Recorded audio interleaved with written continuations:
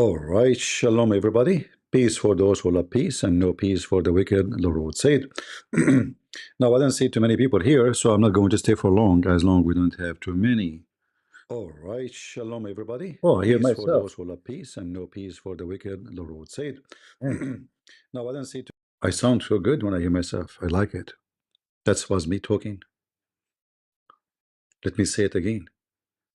Peace for those who love peace and no peace for the wicked, the Lord said. I will hear myself later. So anyway, today we have a topic which is very interesting. And you know, this women, you know, a fake ex-Muslim, you know, fake ex-Muslim, you know, those fake Muslims, nobody leave Islam, you know, it's just stupid people like, you know, saying to you that there's somebody leave Islam, don't believe them, you know. This avalanche is not happening, you know, the avalanche. So meet Eman. Eman is an ex-Muslim. The Muslim, they said, Eman, she left Islam. Why? Why, Eman, you left Islam? What happened? What happened? Tell us. What happened? Okay, let us start from the beginning. And the real reason why I decided to leave Islam is because my haters were kind of right. I wanted to get frisky. I couldn't wait until marriage. It was too tempting. And plus, I can't see myself committing to one man for the rest of my life, except if the only reason why I wanted to stop being Muslim was so that I could get frisky, I didn't have to leave Islam for that. I could have just done what 90% of Muslim men do. Mess around with non-Muslim girls, and then, when it's time to get married, find myself a good, virgin, obedient Muslim woman and pretend my past never existed. I just got back from my... Yeah, the story about virgin, there is a woman, her name is Foxy. Anyone remember her? I made a video about her long time ago. Foxy is a Canadian who converted to Islam. She is mentally ill, obviously. And she was complaining about the virgin Muslim women because when she joined Islam, she discovered that Muslim women, zero of them is a virgin. They just do it in the wrong place. I cannot say more. You can watch Foxy video about her speaking about how Muslim girls go to the library, but different kind of library.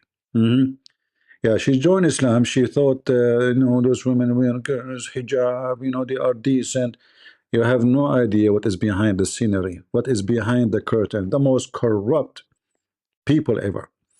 Go, Iman. You tell us why you left Islam. So the Muslims accuse you that because you want to go frisky. Photo shoot, and I'm ready First of all, Iman, I have to say, there is no way you like to go frisky. to get into the nitty-gritty details of why I left Islam, because a ton of you have been DMing me asking me to tell the story. So here it goes.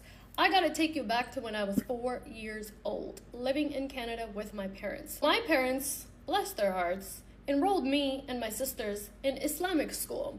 I was 4 years old when I learned how to put on the hijab and start praying, okay? My parents didn't force me to wear it all the time when I was that young, but they did tell me to wear it when I was at school. It was kind of an expectation. Also, I'm 4 years old. I don't really know what's happening. I just see that my mom does this, my parents put me in this school, everyone else is doing the same thing because they're all Muslim too. So cool, right? Fast forward to when I'm 6, and my mom tells me to go pray. And I sped through that entire prayer because I didn't like to do that. I didn't care, and I didn't understand, and I didn't want to do it. So I sped through. By the way, just be careful. If cow dance, she see your shoulder, she will say you are a man. I'm just letting you know. If cow dance no, and see your video, she will make, if you are famous, she will make a video about you and she will make you a man. You like it or not, she will say you are a man. Continue. In like 30 seconds, I was like, you know, doing all the movements. I came back, I was like, Mama, I prayed. She's like, no, you didn't. That was like 30 seconds. Go pray again. So immediately I clocked, okay, it takes longer than 30 seconds to pretend to pray. Got it. From when I was 6 years old until I was 14 years old, I pretended to be Muslim. And I wasn't. See, she is exposed. She is not a Muslim. She pretended to be a Muslim. See, I told you. From her mouth, she said she pretended to be a Muslim. She wore hijab pretending. Mm. Mm. She pretended The Muslims are recording you now. They will publish it. Guys, did you see what she said? She pretended from the age of 6, the age of Aisha, until the age of 14, you are a Muslim. Okay, then what happened? Continue. So sorry for okay. I don't want to. I'm trying, guys. Don't think I'm zooming in the picture. No, To be I'm just Muslim. trying to go back on the video. Hold on. And pray. And to pray. Got it. From when I was 6 years old until I was 14 years old, I pretended to be Muslim. And I wasn't doing this consciously. I just knew deep down inside that I did not care about this. But I came from a Muslim family. I went to Islamic school until I was in 2nd grade. And after I switched over into public school, I went to Islamic school on Friday nights and Saturday mornings. Sometimes Sunday too. Alright, so I was forced to pray, forced to learn Quran, forced to hear about these hadiths, forced to wear the hijab. I had no say. And I truly didn't even care because my parents' relationship was toxic. So what I cared about more was not pissing them off, because the consequences of pissing them off was worse than pretending to be Muslim. Like, is that normal in this stupid TikTok? Like those 2 red dots keep going, blue and red, in her face when you are playing the video. Is that how this TikTok work? That's stupid. Now we have. So I just pretended. When I was 14 years old, Okay. my grandma and my grandpa on my mom's side came to visit us, and 3 weeks into the visit, my grandpa had a heart attack and passed away. That was my first encounter with death. And that was the first moment that I realized, oh, this is gonna happen to me at one point. I was like, I'm gonna die. So I should probably start taking this seriously because I'm gonna die. So from 14 years old until 18 years old, I did a complete 180. I started memorizing Quran on my own. I started committing to my daily prayers. I started fasting. See, now she became a Muslim. You cannot hold that against her. So now, because she saw there's somebody die, she's very smart. She said to herself, I'm going to die too. I better join the bus. Let me wear hijab, let me wear the burqa, share my private part, get ready for, Abdul. So you see the wake-up call. Somebody died. I'm not sure if, like, there's a connection between the one who died and your nails. What's happened to this nail? It looks like mushroom. Anyway, continue. I'm not making fun of you, by the way. I like what you are saying. Go ahead. This is my nature. By the way, if anyone know Eman, invite her. We would like to have her here with us in in our channel. Even on days when I wasn't supposed to be fasting, I did the most. And during those 4 years of my life, I was the favorite child in the family. My sisters and my mom can attest to this. I was the favorite because I went above and beyond to do the most. And I saw how much love from my parents was tied to religiousness. So here, you need to notice how the Muslim, they control their children. So if you are not praying and they could not force you, they can show you that they don't like you no more, putting pressure on you. Like you are not their child. Or maybe even they isolate you. Even they don't share with you the same food. Like, the mother, she make cake, she will not give you cake. She will give to your brother or sister, the one who pray, they will use all kind of, pressure on the child in order to make him know that you need to do this if you want us to love you. They don't love you unless religion is there. the connection was made in my brain. Unconditional love is not a thing. Do these daily rituals, you'll receive love and praise, and no one will be breathing down your back. Except, like I said, my parents' relationship was toxic. So during those 4 years, their marriage was the absolute worst. By the way, all Muslim marriage is wonderful. That's why you see in the Quran, Aisha and Hafsa and the other women throwing shoes at each other, throwing tomato at Muhammad, potato. Muhammad was a victim of those women. Women are very, very, very dangerous. Muslim women, they have balls. They have a lot of balls.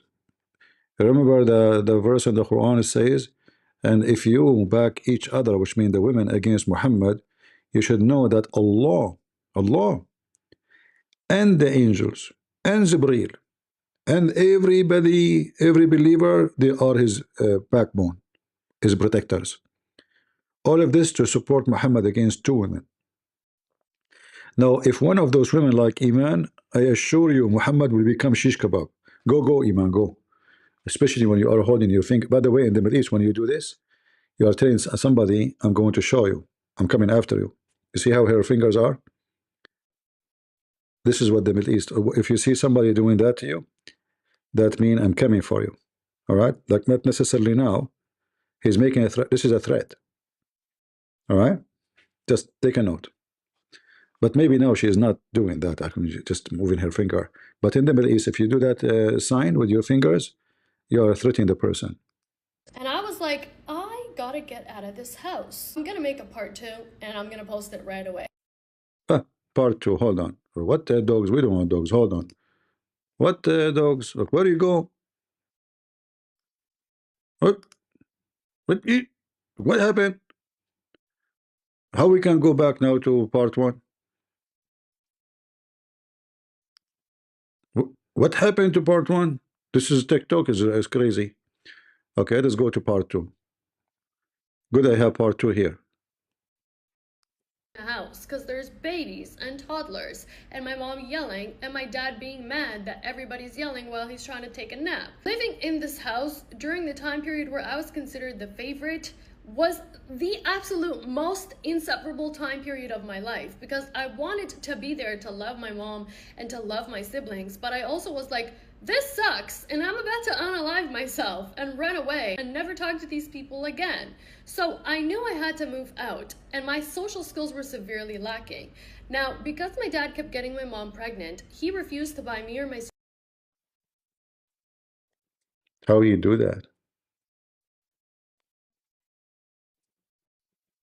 I'm confused. How you know that your dad is doing that?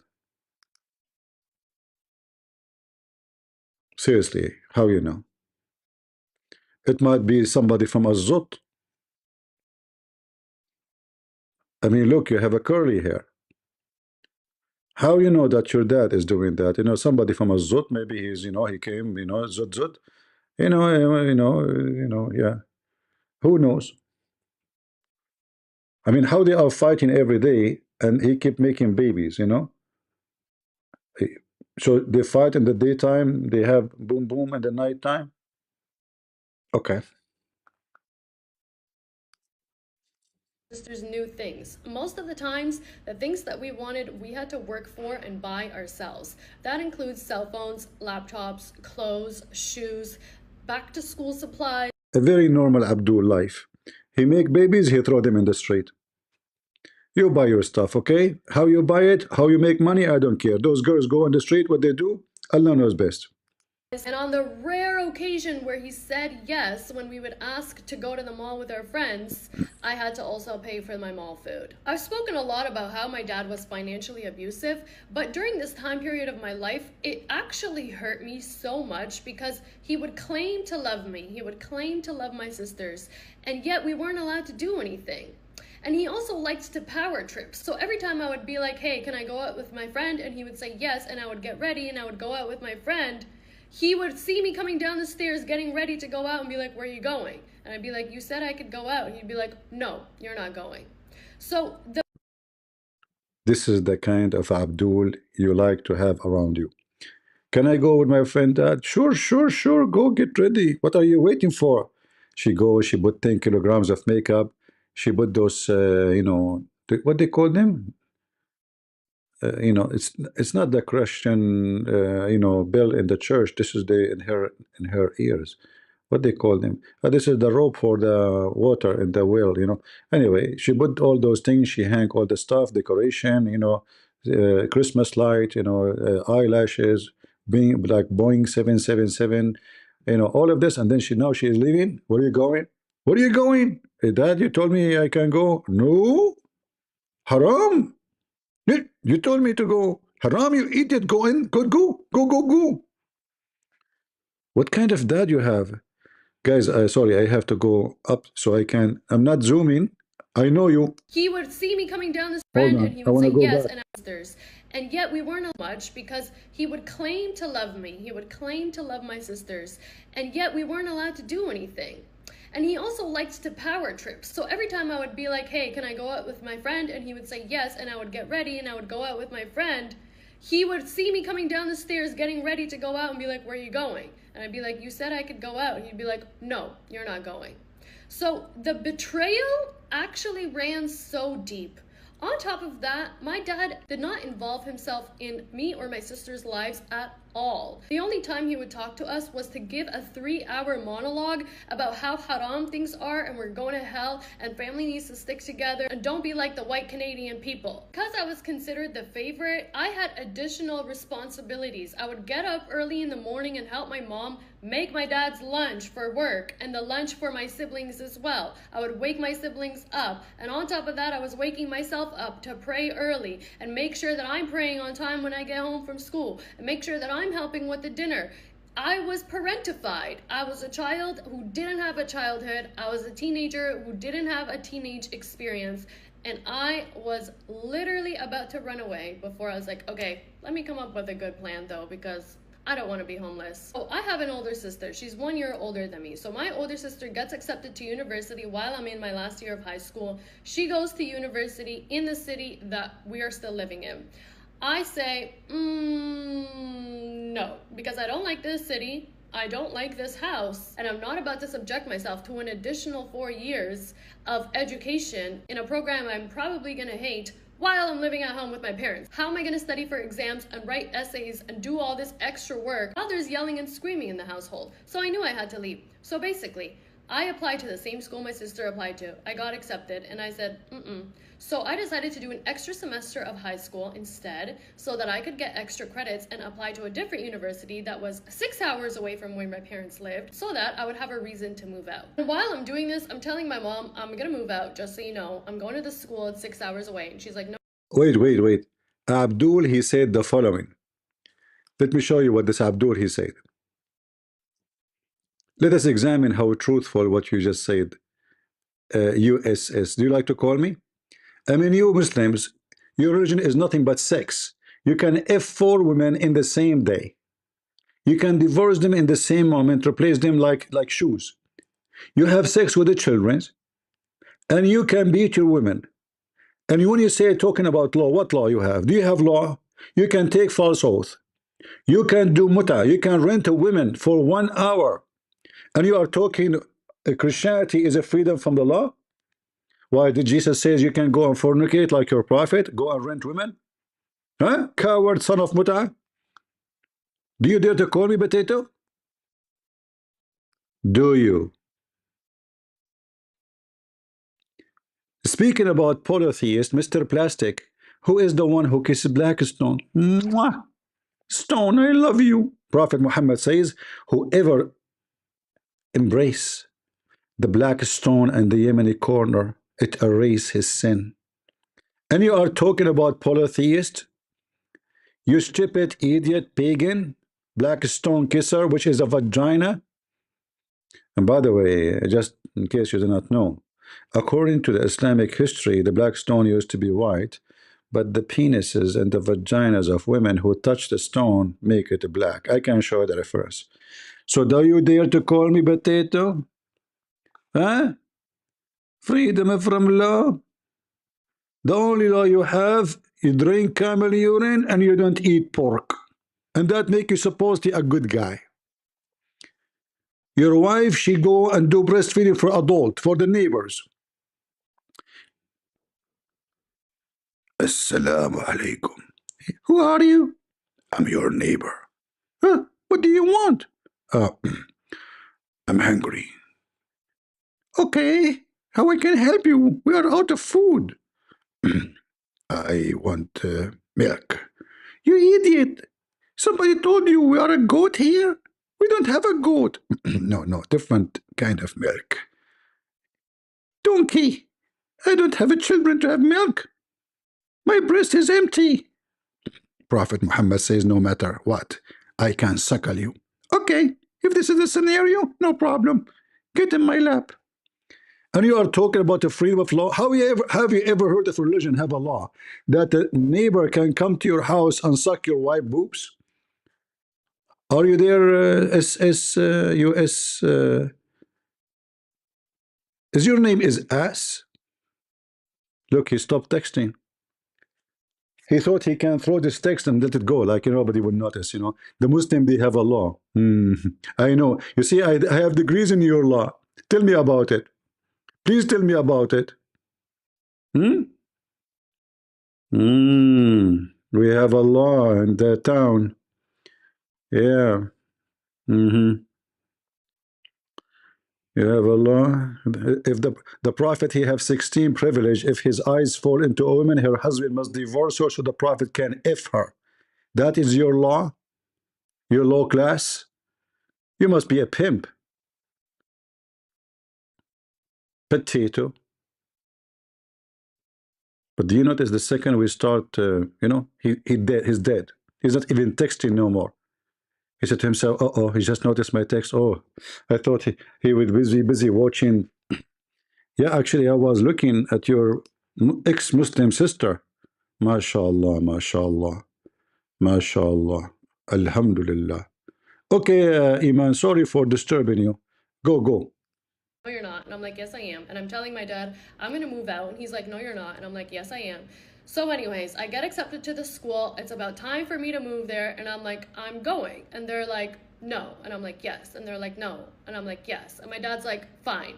Find a Muslim landlord and get a Muslim roommate and I'll let you go. And I was like, oh my God. Okay. So I go on Facebook. I join these Muslims. We just had an explosion. If I lose electricity, you know what's going on. Student association groups, and I look for a Muslim landlord and I find a Muslim roommate and I'm like, here you go, talk to these people, they're real, they exist, let me get out of this house. Guys, this is actually true. This is actually how I was able to move out. So my parents drive me all the way to Ottawa, they help me move in my stuff, and then they leave, and I'm like, thank God, I'm free. I'm gonna make a part 3.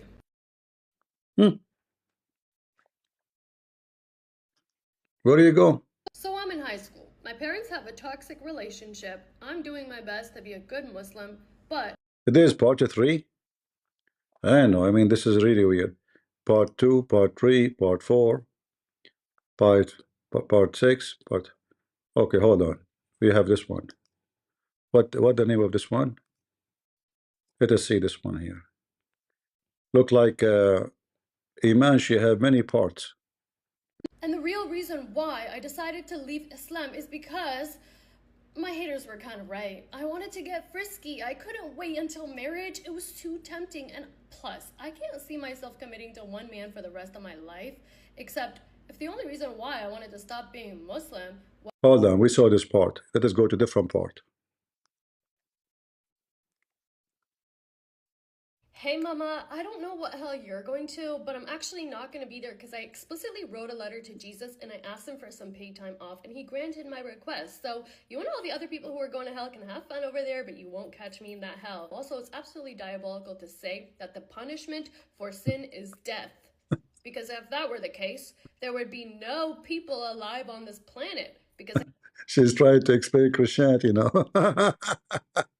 So she understands that if the punishment, Jesus said, the punishment of death, the punishment of sin is death. You idiot.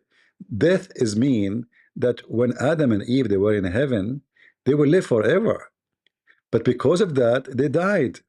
And you will. He's not saying that when you sin, you die right away.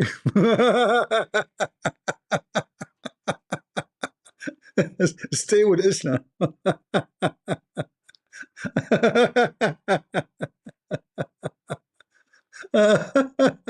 Hey mom, if this is true, there's nobody will stay alive. That the punishment of death of sin is death. So smart. What else you have? What else? When I was 12 years old, I got my first job delivering the newspapers in my neighborhood because my dad told me and my sisters that if we wanted to buy things outside of the necessities that were being provided for us in the household, we had to work, make our own money, and buy it ourselves. So I learned how to work for my own money and buy whatever I wanted to from a very young age because of my father. But my father also instilled the same toxic idea that your mom told you here, which is that having a lot of money makes you an evil person. Accumulating more wealth automatically means you're doing something wrong and God's going to punish you for it in the future. This has caused so many subconscious limiting beliefs around money for me that I continuously. No, just to tell you, your dad is smart. He is afraid that you have money and you will be free. So having more money will make you more independent. Otherwise, all Muslims worship money, including Muhammad. Uh, See, when somebody is naive, don't understand what is behind that your father don't want you to have money. Money for a woman is mean independence, means she don't depend in the man to buy her stuff. Always through generation, especially before, opportunity for women to be open. She can work in companies. Not long time ago, women they have to stay home, and you cannot find a job. Well, who's going to hire you? By time, uh, things change. So women they become engineers, doctors. Like engineers was only for men. There's women engineer. You cannot get into that field. And then they accept that a woman can be a doctor because a woman she can be a women doctor. So they let that happen. So slowly, the woman she got more into jobs, and the more she is into the business field, the more she become independent, and that will be the nightmare of every man in Islam, because a Muslim man he want to control the women, so she will never have independence. Because if she, how I can control you, how I can, you need you need to buy a dress, okay, talk to me. You want food, talk to me. You know what I mean? This is why he don't want you to get more wealth. Otherwise we know that Muhammad he worship money.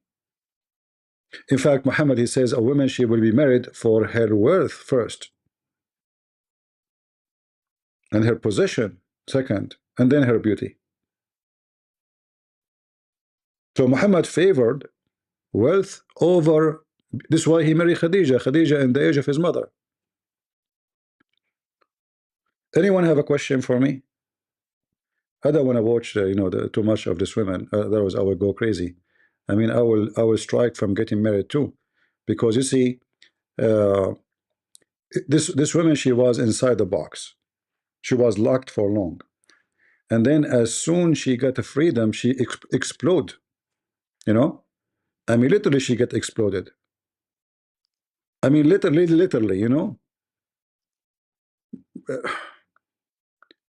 What is this? Like the camera is not even showing what you are wearing. But anyway, so from a Muslim woman inside the box, locked, she cannot go, she cannot do. The second she got her freedom, and this is the case for all Muslim women.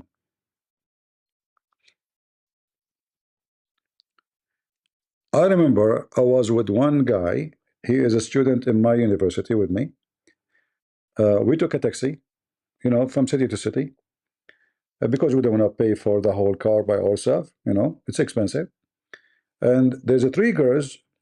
They took the back seat in the same car. Muslim girls were wearing hijab. You cannot see their face. We did not see their face. Wearing burqa. They didn't even talk the whole trip. Not even a word. So but they are not going all the way to our destination. So in the way, the driver he says, if you pay for the back three seat, I will continue. Otherwise, I have to stop and take other three passengers. We said we are not in a rush. We will wait. And while we are waiting, three girls came back, and they spoke to the driver. His name is Abu Muhammad, the father of Muhammad.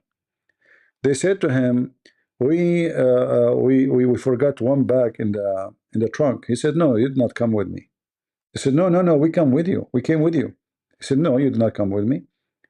The one who came with me, there are three girls, and they were wearing a burqa. Those girls are wearing very short skirt. They are so much, I mean, like this. He said, no, you're not coming with me. They said, no, it's us, it's us. And they start telling him what he was saying to us. He was shocked, like, yeah, what? And he went to the trunk. Yes, they have their bag there. And then this guy, he's a Muslim. He starts swearing, I will never let my daughter to go to university. So they come to the city wearing burqa. As soon they get, because this is a new city, nobody know them there. Their family is not there. Short skirt, their boobs is coming out, totally different makeup. We could not. Who are those girls? Uh, they got explode, but they are very decent women. Muslim women wear burqa, hijab, But here you see the frisky Muslim women. This is who they are. If you go and attend any house occasion in Muslim house, you will see how much naked they are.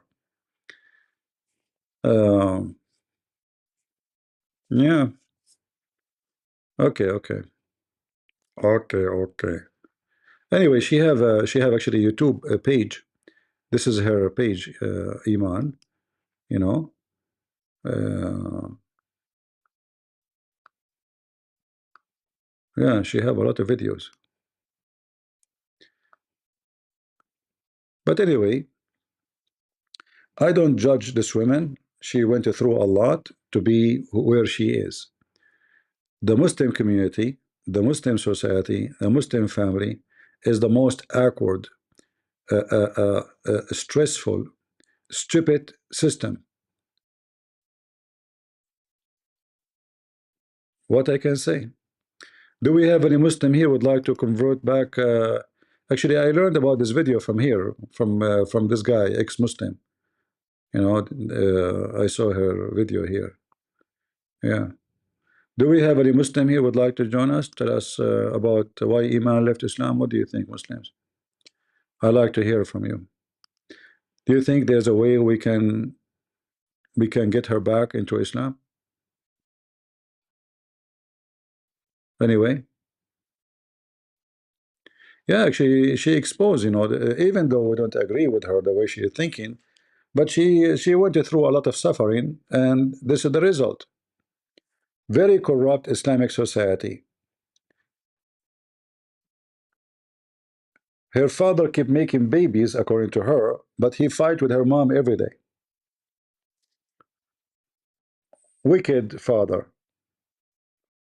The girls have to go and work to pay for their things, their clothing, their phone, their etc. And what kind of work they will do?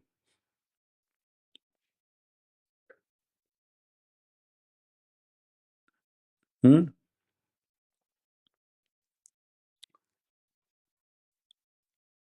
What do you think, Muslims?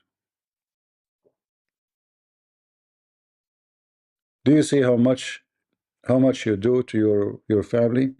This is the example. This woman, she is brave, and in the same time, she is lucky she live in the West.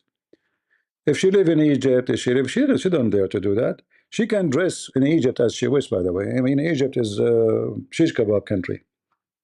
If I go right now to Egypt, oh well, what I will show you in Egypt? I should not show you those things. All of you are young. No, no, no. I should not show you those things. No, no, no, no. No, no, no, no, no, no, no. No, no, no, no, no.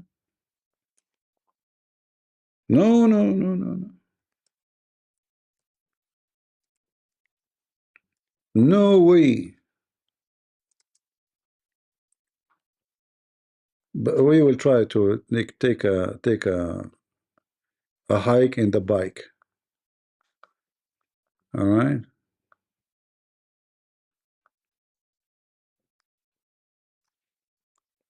Let us see.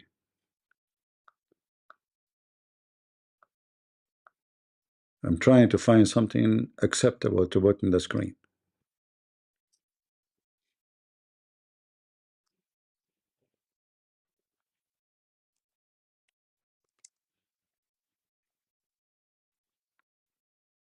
Especially most of you under the age.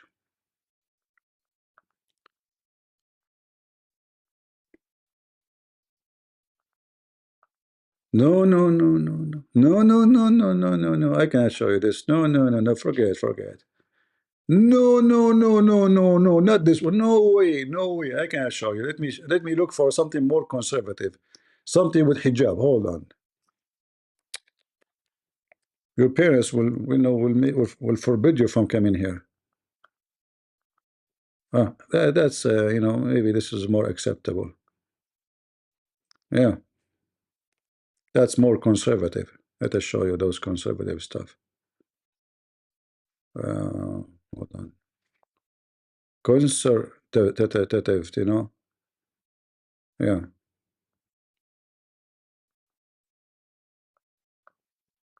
No, no, no, no, no, no, no. I cannot show you this one. No, no, no, no. I was going almost. I show it to you.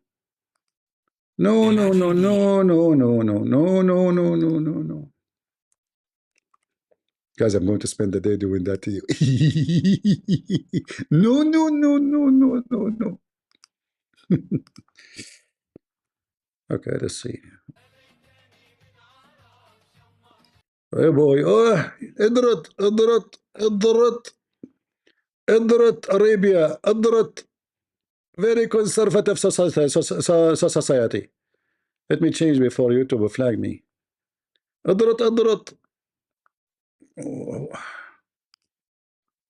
ادرت very conservative Muslim, very conservative countries, very conservative brother. Big butt, what you gonna do? What you gonna do when I come for you? Big butt, big butt. You're very conservative. Very oof, oof, oof. That's enough. I surrender to Allah. Enough is enough. That's too much. The load is so big. Load and unload. Load and load.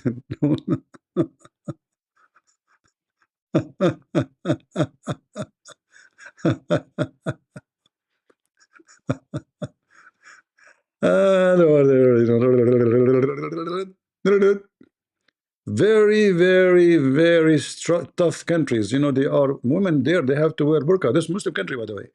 This is not in America. This is not in the West. Those are Muslim countries. Egypt, Iraq, you name it. Very conservative,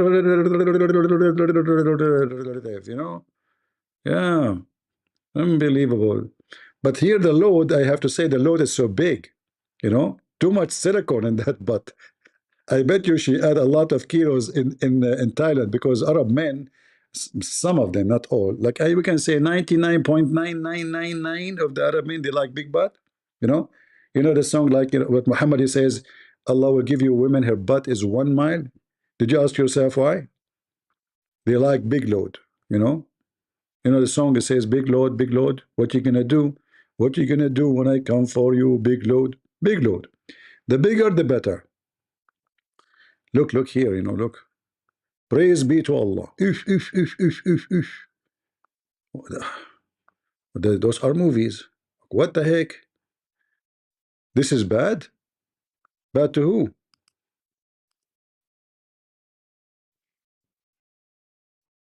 To take on the Al-Zut. Muslim cowboy. This guy is stuck with the Zut. This guy is stuck with the Zut for the coming century. That's it. He cannot get out of it. A Zut. Let us see the comment of ex-Muslim about this. You practicing, how much you practice, and yeah, that's a positive reinforcement. Oh, if I do all of these rituals and wear this and I do that, and I'll get love. I'm not going to get love if I don't submit and obey my parents in this way. Yeah, and that's why the religion keeps. Go ahead. I was going to say, and she probably big mistake to interrupt your wife. God knows what she have done to him now. He might sleep without dinner. You interrupt a woman. Are you sure? We need to check on him. I hope by tomorrow he have no bandage. Go. Felt some degree of responsibility for the happiness or yet the happiness of her parents' marriage, or maybe keeping the marriage more together. Maybe she felt like if she, practiced and, showed them what a good daughter she's turning out to be, a good Muslim daughter, that it might make their relationship better. It probably goes even deeper, right, than what she's initially told us. There's probably a lot more layers to that. She get married now? Hold on. Maybe we don't have boys and girls all are the raised parts of this video in these cultures, right? So it's typical for boys to have a lot more freedom than girls. So more freedom means. You see, they have a video which is 50. Is that 57 second? It cannot be. I don't know. 55 second. Maybe they have video longer than my video. I don't know. This is part 2. Do they have parts I did not see? Into this program, it's 6 hours away. My parents are not going to pop up on me randomly, and that was the main reason why I moved 6 hours away, because at least if they were going to pop up on me, my sisters would let me know, like, hey, mom and dad are coming to see you, just so you know, and I would have 6 hours to hide whatever it is I needed to hide. But surprisingly, I actually didn't end up not being religious during my first year of university, because I was still afraid of hell. And I'm going to tell you guys how I stopped being afraid of hell, but at the time I was still afraid of hell. So I was like, even though my parents are not here and my parents are not watching. I will tell you how you stop afraid of hell. You thought about it. We have Joe Biden and Kamala Harris, and we have hell. Well, hell is more comfortable. So you said to yourself, you know what? I will not be afraid of hell. I better not to see Kamala Harris every day in TV. So sometimes like a horror, excuse my language, a horror, not horror, a horror can be free you from other horror. Like, horror. Yeah, the horror of Kamala Harris make you believe that horror of hell is easy. Is it easy? You know the thing. So you listen to Joe Biden, you come to the conclusion that it's created by the thing. So what if she's Canada? They can watch American TV every day. Trust me. Don't you know that Canada now they are going to leave? Alberta is leaving Canada. Do you know that? Anyone here from Alberta? Who is here from Alberta, Canada? Seriously, do you know that they are voting? They wanna leave to USA. I'm serious. If you go search, maybe I should make a video about it. They are sick of being part of Canada.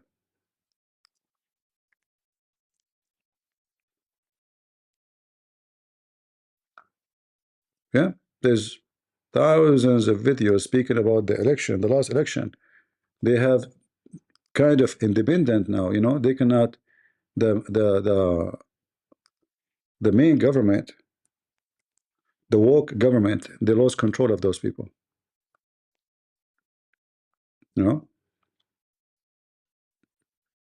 See, everybody is talking about it. They don't want to be part of Canada no more.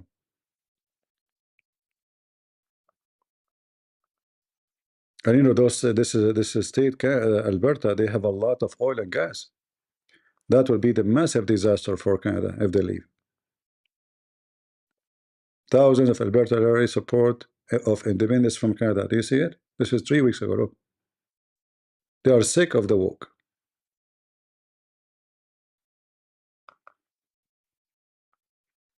Yeah, big change coming to town. Even their leader, I think the governor, I don't know, or the head of the party, she said, "We are USA." Yeah. Here we go. This is the lady. Alberta's desire to separate from Canada has never been higher. Premier Danielle Smith. This is her. Premier Danielle Smith argues a recent by-election is proof Alberta's separatist movement has never had more support, pointing to one rural riding where the Alberta Republican Party earned about 17. See, Republican. They are Republican too. Shish kebab. Hey, Canadian, soon you will become American. God bless you, brother. You will get rid of Trudeau. The stupid Trudeau. uh, Somebody saying good night, CP. Morning, gata early. What does that mean? Are you trying to bribe me with good morning, not good night? Somebody close the door. Don't you know that this is the same as Islam, my channel? You cannot leave. Can you believe it? Somebody is leaving. How dare you? Like, hey, good morning, good night, CP. I'm leaving. Slowly, slowly. I will not notice. Get her. Prophet Muhammad, he is watching you. We are watching you. Yeah. Anyway, what we can do. Uh, but those videos will share with you a lot of how Muslims really, their life is too much shish kebab. Stop talking about shish kebab. Okay, are you married? Don't you know the Prophet Muhammad, he received a dish of shish kebab, his penis was like tingling, tingling. Hey, Prophet Muhammad, can you tell us your experience about Allah sending you a dish of shish kebab? What happened? Okay, I will tell you. Okay, get it closer. No, Muhammad, I cannot. Come on, get it closer. Hey, Muhammad, I don't trust you. Come on. You believe in rumors, huh? No. But your boyfriend, Dahya, he might think something else. Oh, okay. Keep a distance. Okay. So what happened? Each time I want to have sex, I invoke Allah. Okay. And he sent me Jibreel. All right. And he delivered to me shish kebab. Wow.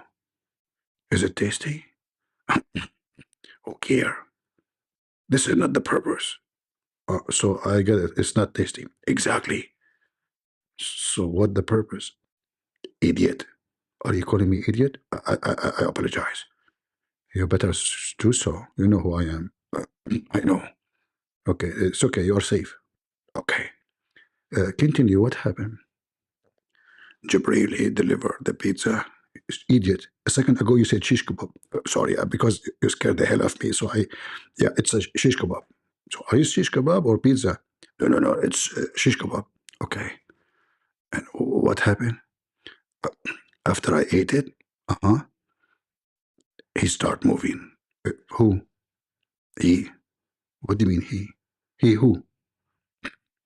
He start moving. Who? He. You know. What's wrong with you? Who is he? He, Allah? No. Because the Quran says it is He who created the earth and the heaven. It's true. But this is not the same He. This is different He. This is a small He. Oh, small He. Okay, so you eat shish kebab and he start moving. He. Yes. And what happened after start moving? I have no idea. What do you mean? Because my wife was waiting for a long time. Okay. And they jump on me. And I don't know what happened after that. Seriously. You don't know? I swear by Allah, I saw nothing. So even the story about his penis is the most weird dummy ever. God, he sent a dish of shish kebab. He ate it, he got the power of 40 men. And now you are wondering why Alberta, they want to leave Canada? You have another idiot there. His name is Trudeau. Do we have any Mohammedan here? Shish kebab. And after, no wonder the Zut, they jump on him. I mean, this guy, his thing is not working. They thought he's a girl. You know? No wonder the Zut. Zutti mutti. Zut. There's an Egyptian song. It's called Zut. You know the song, Muslims?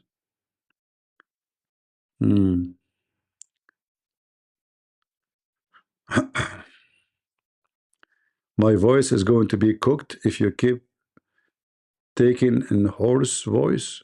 Don't worry about my voice. It have multi levels, and you are not in any of those floors. Shalom, shalom, elegance. How are you doing? Trodo is like Sucker Carson. You made me upset now. Sucker Carson is not like Trodo. I mean, what do you mean? The hair style? Okay. You're an ex-Muslim? Ex-Christian? Man, that's deep. That's deep. I guess you decide to become... Do you want to call me Mr. Ex-Christian? Do you like to call me? Because this is my specialty, ex-Christians. Abdul. I can smell Abdul from a distance of 2-month journey. You're an ex-Christian, huh? Do you want to call me ex-Christian? Huh? Do you like to call me?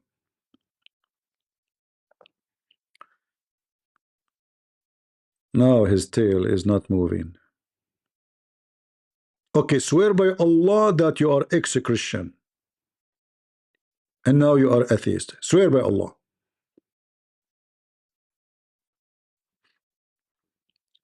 You know, once a Muslim sheikh, he came to debate me, and he said to me, I swear by Allah, I don't have a microphone.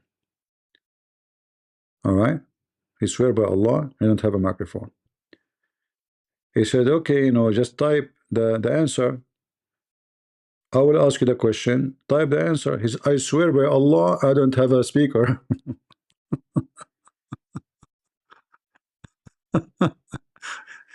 I said, okay, you swear by Allah, you don't have a speaker? Give me one if you don't have a speaker. Give me two if you have. He gave me one. Abdul. Stupidity is a great sign of you, Abdul. All right. Yeah, he will go out, he come back, he will say to you, I'm the ex-pope. Actually, this was Muslim. He claimed that he was the Pope of Rome and he is an Egyptian. And he converted to Islam inside the Vatican. He was the Pope. And then those Catholic, they commanded 10 lions. 10 lions, they brought them, and the lions, they turned their butt on him and they start whipping him with their tails. And then they put him in a room, jailing him. I'm serious, guys, I'm not joking. This is what he said to them. And the Muslim, Allahu Akbar, brother, we feel for you, brother. We feel for you. For the faith, you suffer a lot. And then he claimed that he dig under the ground of the Vatican. And he went all the way, digging non-stop until he arrived to Egypt. What? There is the Mediterranean Sea. Yes, brother. Don't. He was the Pope. He was the Pope. He can do it. He was the Pope. And the funny, they said to him, brother, how you were able to get out? He said, oh, I took the sweat seat, which means he went in the sewage, in the shithole. So he went in the shithole, he came out in Egypt. I think there's a connection between the shithole in Vatican and the shithole in Egypt. So you go down there, you end on the other side. The sewage is connected, it must be. Do we have? J. Smith, I have 640. Your prophet have 70 after 20 years of working hard, including the women that he married. According to Muslim, he have 70. After more than 20 years preaching Islam.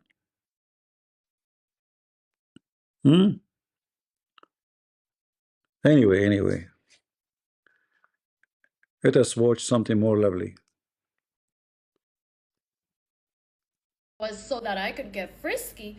I didn't have to leave Islam for that. I could have just done what 90% of Muslim men do. Mess around with non-Muslim girls, and then, when it's time to get married, find myself a good, virgin, obedient Muslim woman and pretend my past never existed. I just got back from my photo shoot and I'm ready to get into the nitty-gritty details of why I left Islam, because a ton of you have been DMing me asking me to tell the story. So here it goes. I gotta take you back to when I was 4 years old, living in Canada with my parents. My parents, bless their hearts, enrolled me and my sisters in Islamic school. I was 4 years old when I learned how to put on the hijab and start praying, okay? My parents didn't force me to wear it all the time when I was that young, but they did tell me to wear it when I was at school. It was kind of an expectation. Also, I'm 4 years old. I don't really know what's happening. I just see that my mom does this. My parents put me in this school. Everyone else is doing the same thing because they're all Muslim too. So cool, right? Fast forward to when I'm 6, and my mom tells me to go pray. And I sped through that entire prayer because I didn't like to do that. I didn't care and I didn't understand and I didn't want to do it. So I sped through it in like 30 seconds. I was like, you know, doing all the movements. I came back. I was like, Mama, I prayed. She's like, no, you didn't. Guys, imagine what kind of harassment for a child. 4 years old little tiny girl. She have to wear hijab. Yeah, because at the age of 6, Mohammed, he will boom you. At the age of 6, she is a sex object because this is a pervert cult. So you have to wear hijab because Muslim men, they will start seeking sex with you even though you are a little tiny girl. 4 years old, she have to wear. Did you hear what she said? 4 years old. Remember, 4 years old. That was like so cool, right? 4 years old. I don't really know what's happening. I'm praying, okay? My parents didn't force me to wear it all the time when I was that young, but they did tell me to wear it when I was at school. It was kind of an expectation. Also, I'm 4 years old. I don't really know what's happening. I just see that my mom does this. My parents put me in this school. Everyone else is doing the same thing because they're all Muslim too. So cool, right? Fast forward to when I'm 6, and my mom tells me to go pray. And I sped through that entire prayer because I didn't like to do that. I didn't care and I didn't understand and I didn't want to do it. So I sped through it in like 30 seconds. I was like, you know, doing all the movements. I came back. I was like, Mama, I prayed. She's like, no, you didn't. That was like 30 seconds. Go pray again. Fake it, so fake it. Immediately I clocked, okay, it takes longer than 30 seconds to pretend to pray. Got it. From when I was 6 years old until I was 14 years old, I pretended to be Muslim. And I wasn't doing this consciously. I just knew deep down inside that I did not care about this. But I came from a Muslim family. I went to Islamic school until I was in 2nd grade. And after I switched over into public school, I went to Islamic school on Friday nights and Saturday mornings. You know, I like to play the video of Adam Seeker leaving Islam, but Adam Seeker don't have a nice chest like that, you know. In case you do not know, Adam Seeker is an ex-Muslim. Adam, sorry, I wish I can play your video why you left Islam. But sorry, you know, I have like a priority here, you know, like.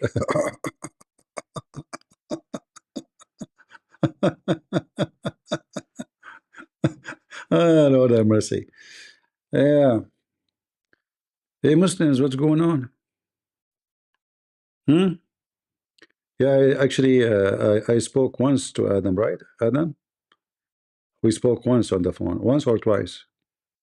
I think once. Yeah.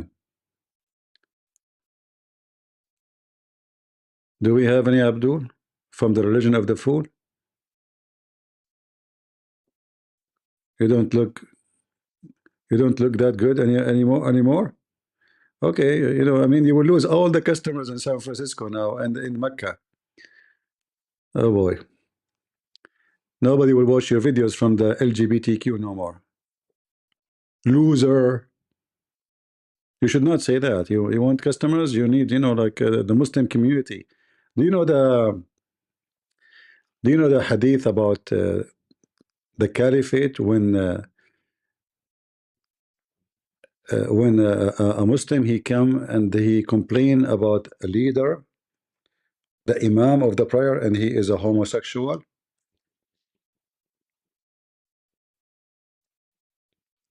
And he told the caliphate that he and the Muslims are tempted.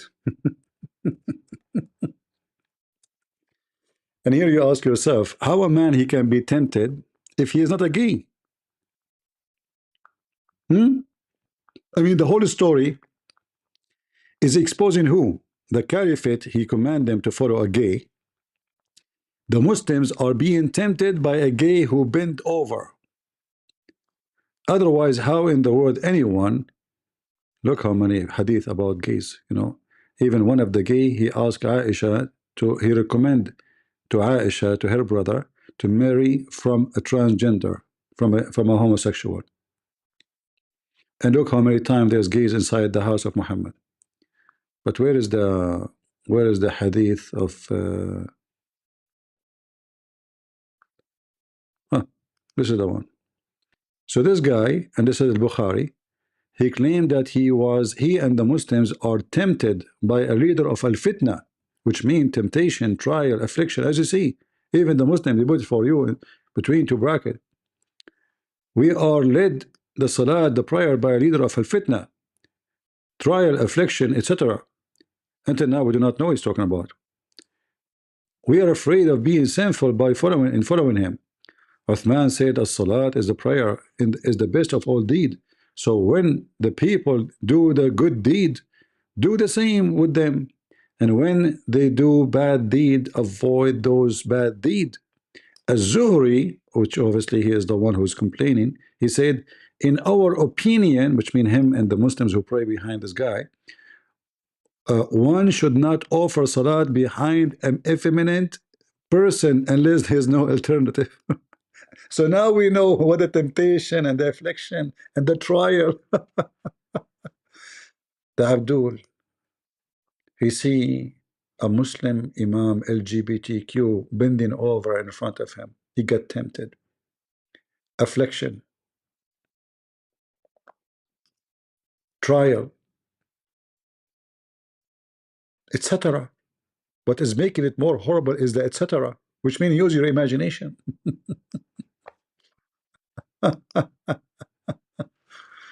Muslims, this guy is so, and the Muslim and the gay Imam in the time of the Caliphate, in the beginning of Islam, a gay caliphate in the time of Islam, the first caliphate, the second caliphate, the third caliphate, all of you. Yeah, this is a tingling story. All right. So I don't know what to say. I think we have good time with this. No, not with this. I mean, this guy, he would talk. You want to bet he was going to talk about the Zot? Okay, oh, let me show you. This is the al-Zut. See, how I know? How I know? This guy, he go to sleep, he wake up, he go to sleep, he wake up, he go to sleep, he wake up, he come back with a Zot. You Muslims, you cannot make him forget. You have to do like some kind of surgery for his brain. And now the problem is that the Zot became everywhere. Hold on, I want to make an experiment. I will type al-Zut in Google, in YouTube, al-Zut. You know, al-Zut. Here we go. Al-Zut, hold on. Oh, he's talking about al-Zut? Yeah, hold on. Al-Zut.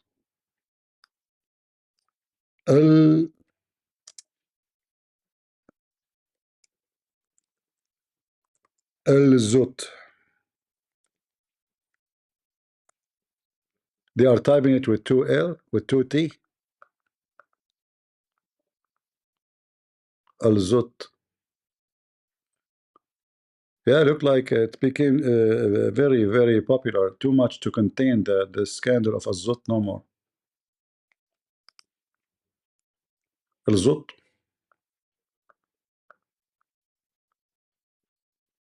Al-Zut. All of this is Al-Zut.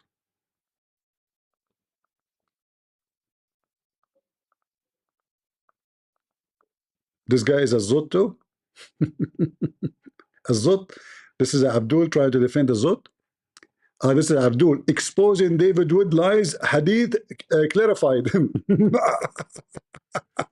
Al-Zut.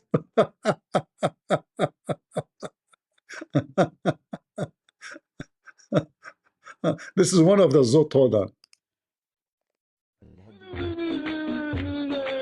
They will flag us for copyright for this music.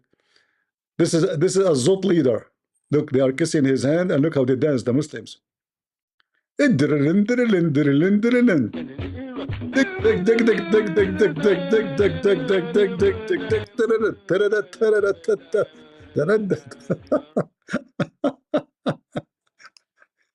Do you think those are from Azot and this is what they did to Muhammad? They crowded around him according to this guy Hamza. This is Azot too? Ex-Muslim Zot meme explosion explain.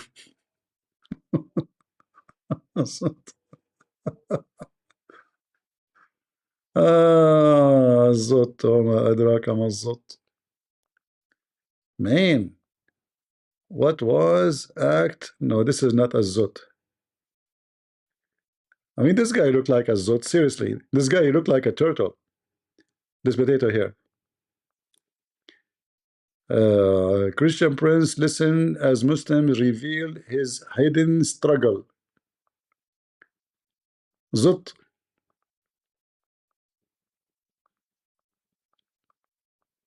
Muhammad and the al-Zot.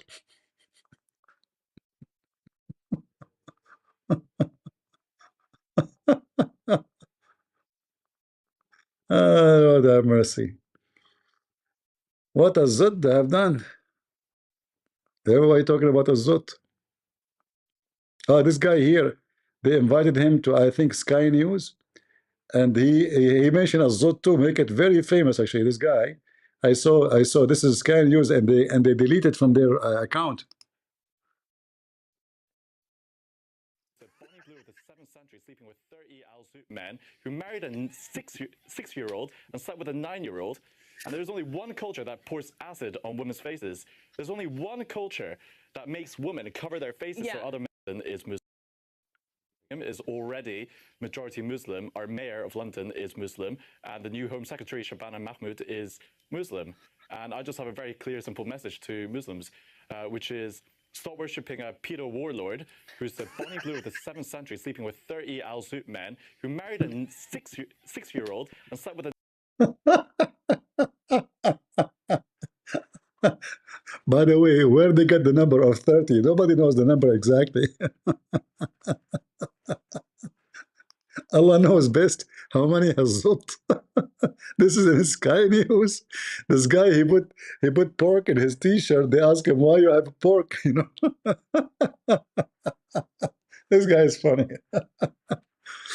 And you can tell he's trying to summarize Islam in 2 seconds before they cut him off, you know, like he would have put them all together. Azot, 6 years old, pork, blah, blah, blah, you know, like 4 wives. So he's trying to, as fast as he can before they shut him down. And for sure, after that, Sky News, we will say apology. We didn't know that he was going to talk about Azot. That's a Zoti speech, you know.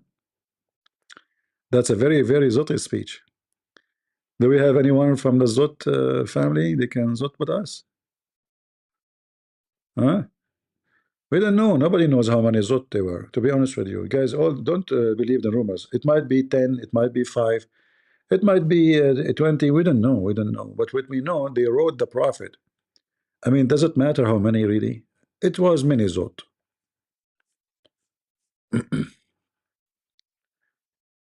Because he giving the power of 30. He's a Scotch Korean. Okay, you see, those are the ones you should give them citizenship, not those potato you bring them to your country, you know, in Scotland. Yeah, good that he is, you know, a Zot. Do he speak Korean?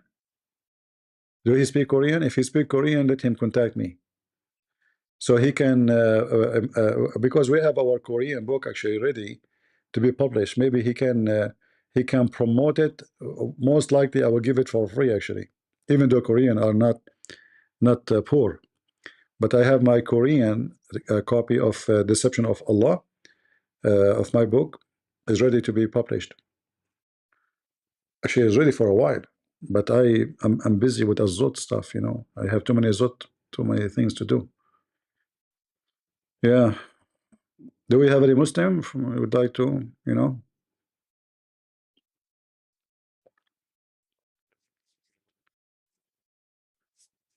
Yeah, like, you know, the Muslim, they try to fix it. If you go back, you will see this guy with his name, Hamza, and the other Muslim guy. They try to fix it. They say that they crowded him. They crowded him. This is why he get tired. Have you ever heard of somebody get tired because they crowded him. Christian get refuted. Nobody watches this biscuit video. Al-Zut, how humble and insulting Islamist. Al-Zut, وما أدراك ما الزط.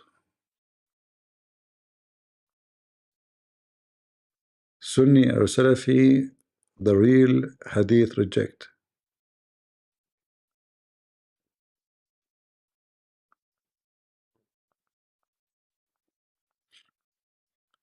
All of them, they are attacking David Wood for Azot. I don't know why. I mean, he's not the those David and Raymond. They mentioned this story.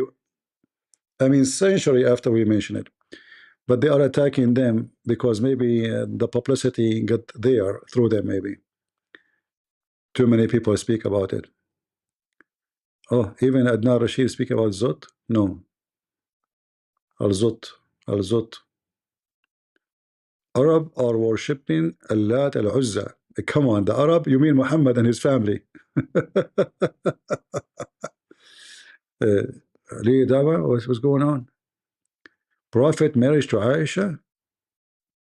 I believe the Prophet Muhammad, peace be upon him, married Aisha at 6 and he consummated the marriage at 9. I have zero problem with that at all, as long as we understand why that happened.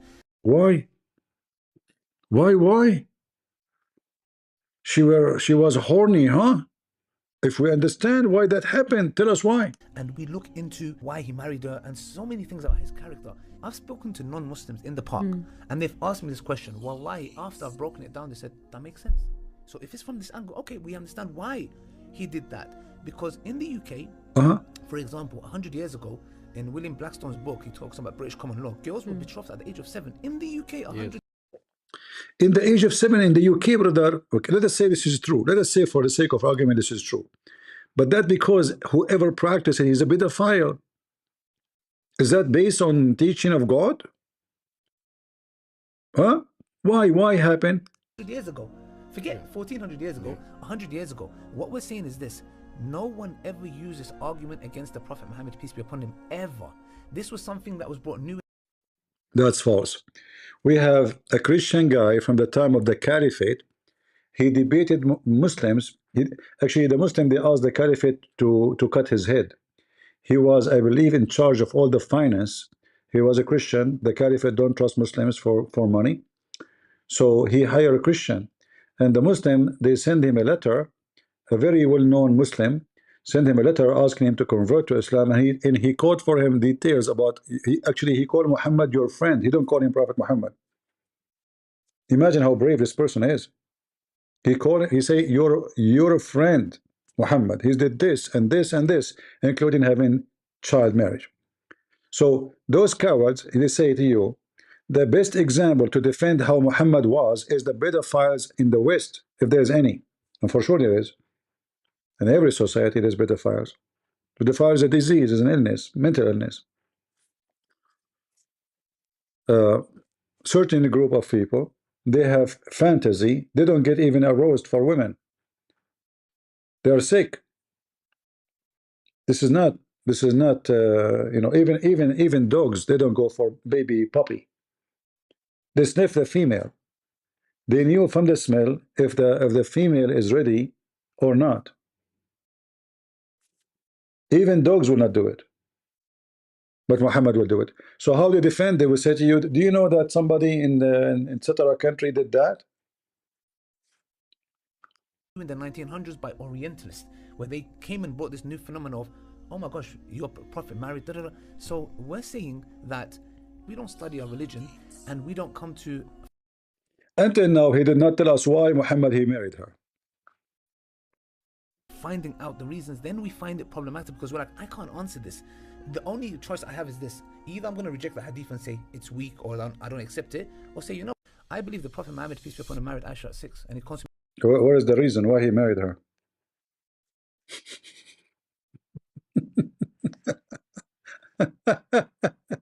Same time, how we can call such a thing a marriage, you idiot? How a child can be married? And then the Muslims, they come with a new lie. They accuse Isaac that he married from Rebecca at the age of 3, to defend their faithy prophet. What we can do? Do we have any Abdul? Anyone? Yeah, and they add the music. You know, but music is haram. It's forbidden. Listen, Dawah, you better focus in halal cat food. Halal cat food.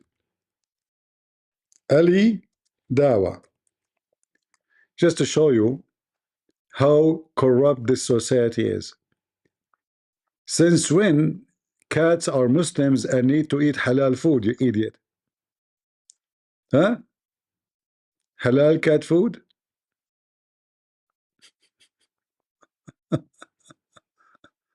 Halal cat food. Oh, Lord have mercy.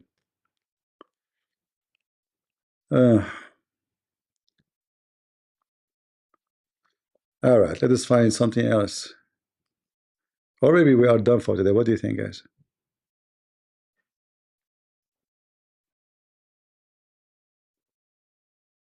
I hope we will not lose electricity.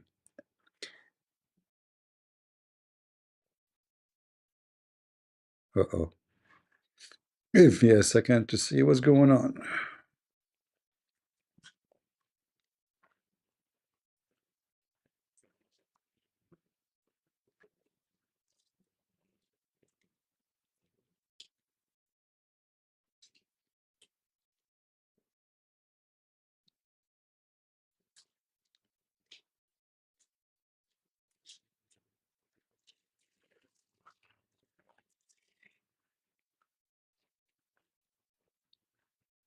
Well, I heard anti-craft shooting, and usually this has happened when there's an attack, you know. Yeah, but you know, when attack happened, we lose electricity, we lose internet, many things happened. Let us see.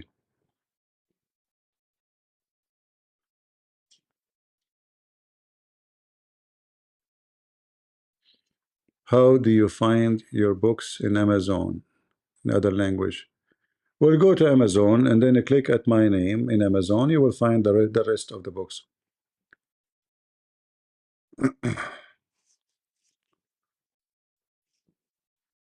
The sun just up.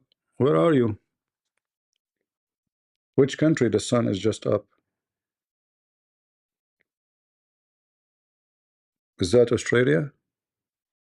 No. Which country the sun just up?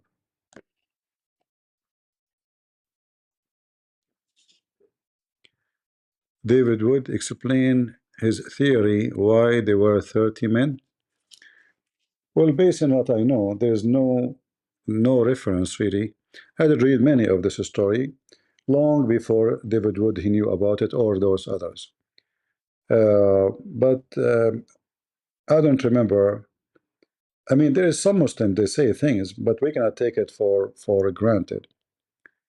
But in the story itself, there's no numbers. You know, I did not see numbers in the story.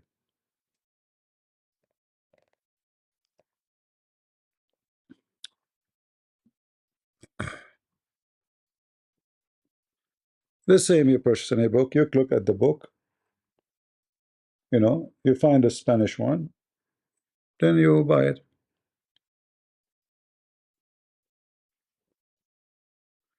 Free bookstore subscribers. Well, I have my books in free for many languages, which is for poor countries.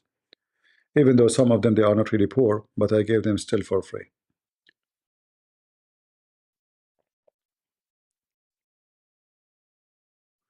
But none of my books is a Zutti book, you know. Yeah.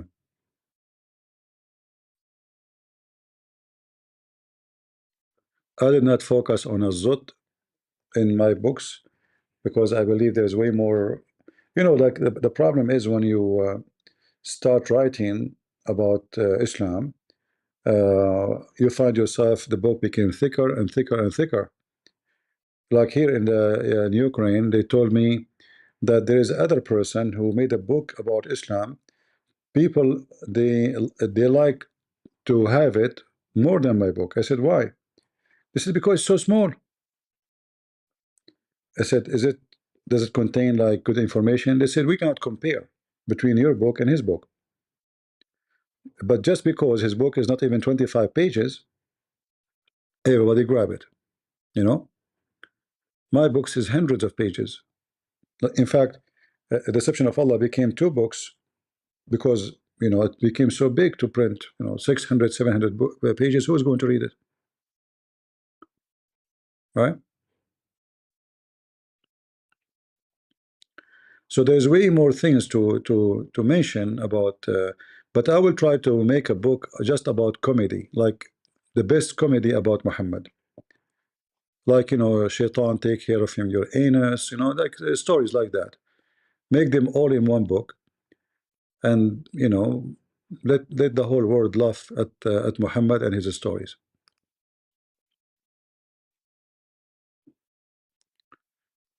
All right, so this is the story of Eman, and she shared with us why she left Islam. Do you hear about 157 odd Palestinian arrived legally in a plane to South Africa? Okay, South Africa, you know, those South African government are wicked. They hate Israel, and they claim they support Gaza, right? Okay, take them. They will screw you. The country is screwed already. South Africa, crimes, you know, criminals, shooting. People of Gaza, they fit there perfectly. Perfectly. Let them go there. Why don't take all of Gaza to South Africa? They're South African, especially in some location, they will make them shish kebab.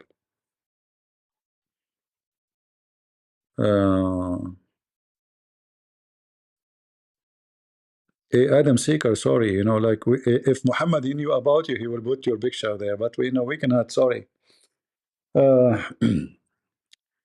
We prefer Iman. You are not Iman, my friend. One more word you complain, I'm going to send the Mujahideen for you. Do we have any Abdul here wanna refute Iman? Her mom, she forced her to wear hijab at the age of 4. 4.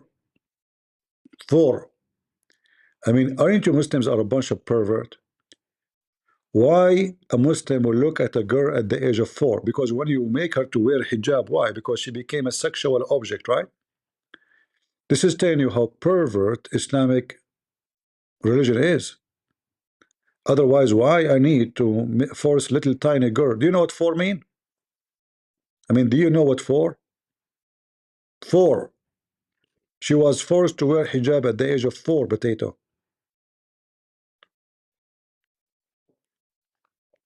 And the Muslim accused her that she left Islam because she want to be frisky. I mean, you can be frisky without leaving Islam, my friend. The most why I decided to leave Islam is because my haters were kind of right. I wanted to get frisky. I couldn't wait until marriage. It was too tempting. And plus, I can't see myself committing to one man for the rest of my life. Except if the only reason why I wanted to stop being Muslim was so that I could get frisky, I didn't have to leave Islam for that. I could have just done what 90% of Muslim men do. Mess around with non-Muslim girls, and then, when it's time to get married, find myself a good, virgin, obedient Muslim woman and pretend my past never existed. I just got back from my photo shoot and I'm ready to get into the nitty-gritty details of why I left Islam because a ton of you have been DMing me asking me to tell the story. So here it goes. I gotta take you back to when I was 4 years old, living in Canada with my parents. My parents, bless their hearts, enrolled me and my sisters in Islamic school. I was 4 years old when I learned how to put on the hijab and start praying, okay? My parents didn't force me to wear it all the time when I was that young, but they did tell me to wear it when I was at school. It was kind of an expectation. Also, I'm 4 years old. I don't really know what's happening. I just see that my mom does this, my parents put me in this school, everyone else is doing the same thing because they're all Muslim too. So cool, right? Fast forward to when I'm 6, and my mom tells me to go pray.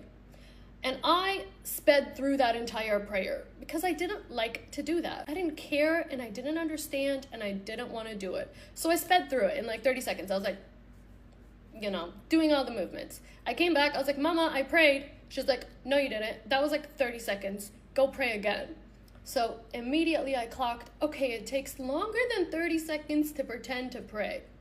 Got it. From when I was 6 years old until I was 14 years old, I pretended to be Muslim. And I wasn't doing this consciously. I just knew deep down inside that I did not care about this. But I came from a Muslim family. I went to Islamic school until I was in 2nd grade. And after I switched over into public school, I went to Islamic school on Friday nights and Saturday mornings. Sometimes Sunday too. Alright, so I was forced to pray, forced to learn Quran, forced to hear about these hadiths, forced to wear the hijab. I had no say, and I truly didn't even care because my parents' relationship was toxic. So what I cared about more was not pissing them off because the consequences of pissing them off was worse than pretending to be Muslim. So I just pretended. When I was 14 years old, my grandma and my grandpa on my mom's side came to visit us, and 3 weeks into the visit, my grandpa had a heart attack and passed away. That was my first encounter with death. And that was the first moment that I realized, oh, this is gonna happen to me at one point. I was like, I'm gonna die. So I should probably start taking this seriously because I'm gonna die. So from 14 years old until 18 years old, I did a complete 180. I started memorizing Quran on my own. I started committing to my daily prayers. I started fasting even on days when I wasn't supposed to be fasting. I did the most. And during those 4 years of my life, I was the favorite child in the family. My sisters and my mom can attest to this. I was the favorite because I went above and beyond to do the most. And I saw how much love from my parents was tied to religiousness. So the connection was made in my brain. Unconditional love is not a thing. Do these daily rituals, you'll receive love and praise, and no one will be breathing down your back. Except, like I said, my parents' relationship was toxic. So during those 4 years, their marriage was the absolute worst. And I was like, I gotta get out of this house. I'm gonna make a part 2, and I'm gonna post it right away. Okay, don't post it, please. Please. What is this? What? This is her? Who? This was the Muslim girl? What happened? What? From hijab to this? MashaAllah. That's a big change, you know? Like what happened? Yeah, explosion. Look at this. And all full of wisdom too. Hold on. This is the same girl without makeup? Thanks for asking this question because So I have a theory that the reason why Hold Islam on. discouraged. What? Okay, if you're there's nothing wrong. What? To all the young women. What? A couple weeks. What? I find it. What happened? Sad to me about this. Hold on. Where is there's a video of her without makeup. I mean, she looked totally different person. Women are scary, man. Without makeup. Oh, hold on. Here the process. Every time I talk about the hijab, the number one. I want to stay single. Guys, I have to go. Why I click at this video? Why? She was looking okay in the other video. Why? Oh boy. See what the makeup does? This is all makeup, the eyes, the everything makeup. Yeah. Oh boy. Okay. This is the same person.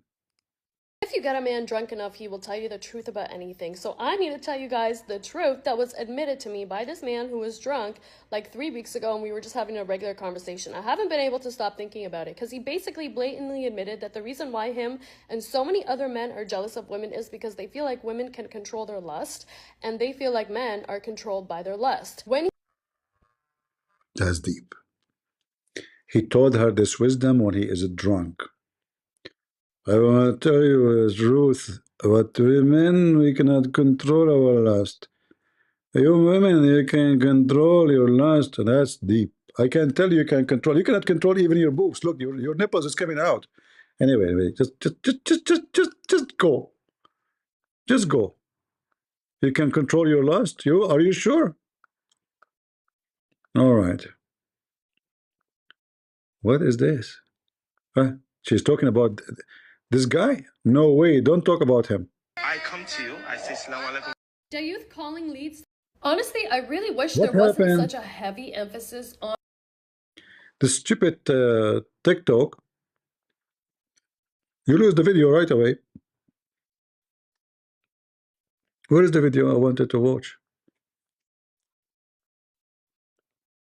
I know. It's gone. Man, I'm getting dizzy with those images.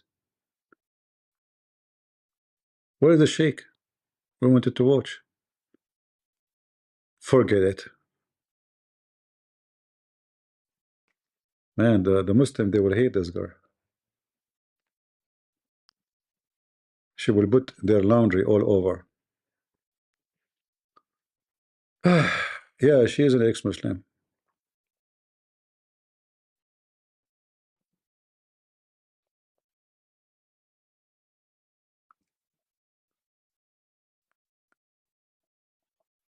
She's talking about your friend that charged $30 per minute. Oh, really? But we could not watch it. You know, I click and then it moved. I don't know. I cannot find the video anymore. Where is the video? I wanted to watch it. Where is the video? Is gone. I cannot find it. Man, she have thousands of videos. You know, it's impossible to find it again. It was like a hit of luck. Wow. This woman, she make a video every 2 seconds, maybe. I cannot find the video about the sheikh.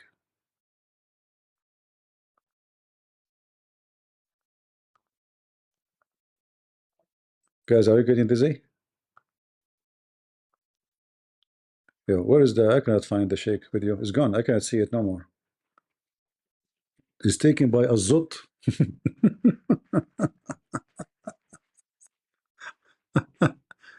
Where is the sheikh video?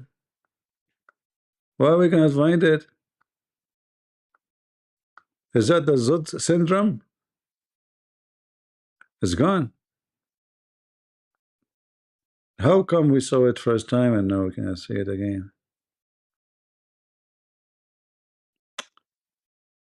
Oh boy. Here. I come to you. I say Salaam alaikum, Sheikh. This is my wife. Am I out there? Depends on a number of factors. Number one is your. No, not again. Not again. Why are so many dudes comfortably stating in the comments of that? What's wrong with this page? I just put it on it, and it's gone again.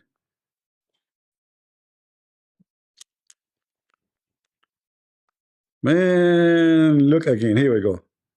Let us be careful this time. I come to you. I say Salaam alaikum, Sheikh. This is my wife. Am I out there? Depends on a number of factors. Number one, is your wife hijabi niqabi? If it's yes, okay, I see it. A sack of potatoes. I can't figure out how she looks and nothing. But if she's totally makeup and wearing mini skirts and you say this is my wife, this is inappropriate. Maybe you're introducing her to someone who's over 60 like myself. You're not asking her to flirt with me. She's a human being. So of course, if she's totally covered, you say this is my wife, this is my sister, no problem. The concept of a dayuth is incredibly harmful and dangerous towards Muslim women, and I'm dayuth calling. What happened?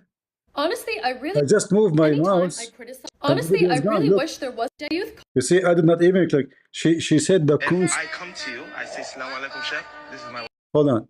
She said, maybe you don't understand what she's saying. The concept of the youth. Do you know what the youth in Arabic? The youth is somebody he rent his wife to be effed by somebody else or his daughter. So she's describing them. They are the youth. See here it says on the concept of the youth. Maybe I think the Sheikh he mentioned that word the youth. You know, maybe he is the one who mentioned it. Depends on a number of factors. Number one, is your wife hijabi niqabi? If it's yes, okay, I see it. A sack of potatoes. I can't figure out how she looks and nothing. But if she's totally makeup and wearing mini skirts and you say, this is my wife, this is inappropriate. Maybe you're introducing her to someone who's over 60, like myself. You're not asking her to flirt with me. She's a human being. So of course, if she's totally covered and you say, this is my wife, this is my sister, no problem. The concept of a dayuth is incredibly harmful and dangerous towards Muslim women, and I'm going to talk about it. First of all, a dayuth is basically a cuckold. That's literally the English translation of that word. And a cuck is a man whose wife cheats on him or a man who lets his wife sleep with other men. Over time, though, this translation has evolved to mean a man who has no protective jealousy over the women in his life, including his mother. This concept comes from a hadith where the Prophet said that on the day of resurrection, there will be 3 types of people that Allah won't even look at, and one of them is a dayuth, which is a cuck. And it's considered a major sin to be a dayuth, hence why Allah won't even look at you, which,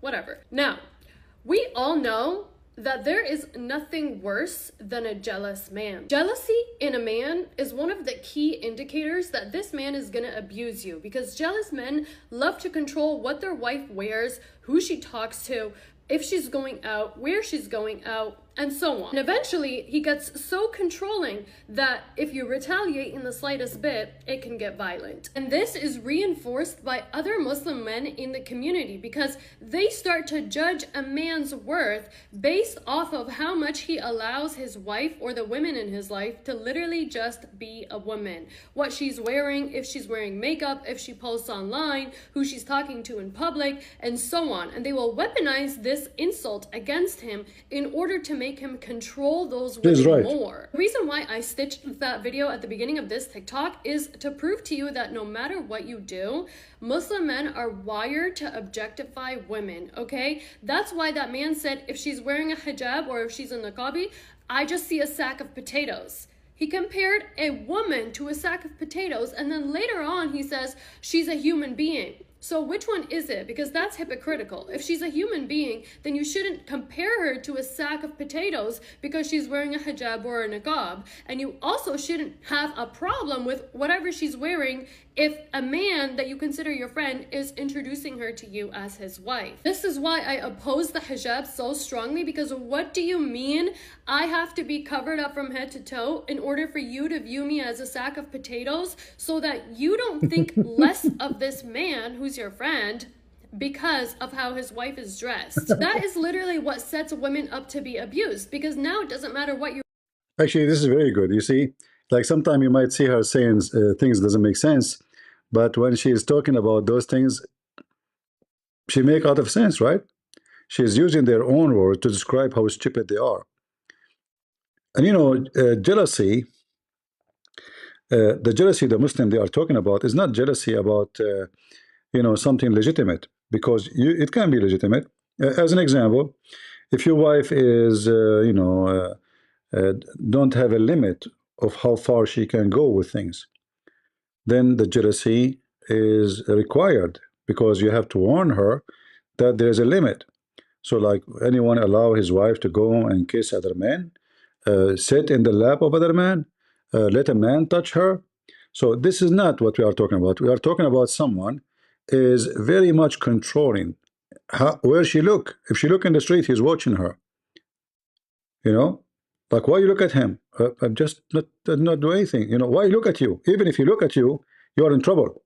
Even if somebody look at you, why he's looking at you? Look what I can do. He look at me. You do something about it. Go beat him up. He don't dare to go and beat him up.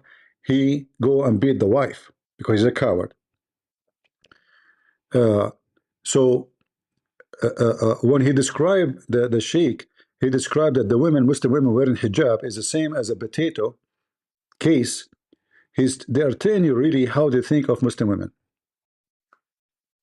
Wearing, he's gonna police you. Something as harmless as putting on lipstick or wearing a cute, colorful outfit now makes that man that you're married to a dayuth. In the eyes of God, his salvation depends on how much he controls you. This is why Muslim communities set women up for failure, because it literally allows the man to control her, to control everything that she's doing in order for him to be saved from hellfire. So it's not even about her. It's not even about what actually makes her happy. It's about him not going to hell. In my opinion, there's no such thing as a man who has protective jealousy. You're just paranoid, you're controlling, you're insecure, and you're abusive. That's the bottom line. And then you justify all of this under the guise of being pious and wanting to make Allah happy. A truly healthy, loving, secure man trusts his partner and the women in his life. And he also does not care in the slightest about what the other men in his life think of his wife or of the women in his family. Justifying a jealous man as a pious man, or as a man who's concerned for the women in his life, or as a man who just loves God so much and wants to go to heaven and is so holy,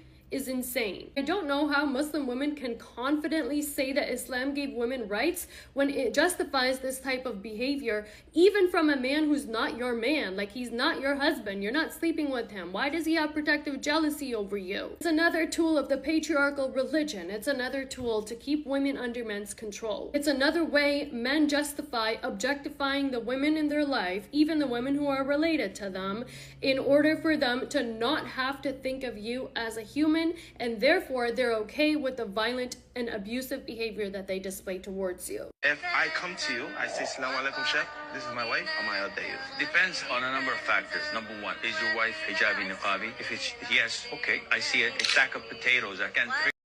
All right. You see the comment here. I saw a man that was hugging his wife online. Has been spammed with the youth comment. He kissed his wife. Yeah, they are wicked, you know. I remember I saw a set of photos from Muslims' wedding. Bride wasn't in any. That's a good one.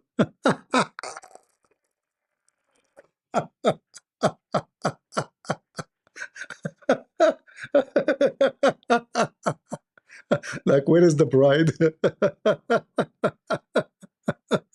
You know, let me show you the picture of my wedding, brother. Okay. Okay, what is the bride? Haram, haram, haram. You can see her breast, but you cannot see her. Okay, like, you know, whatever, the pictures of the wedding.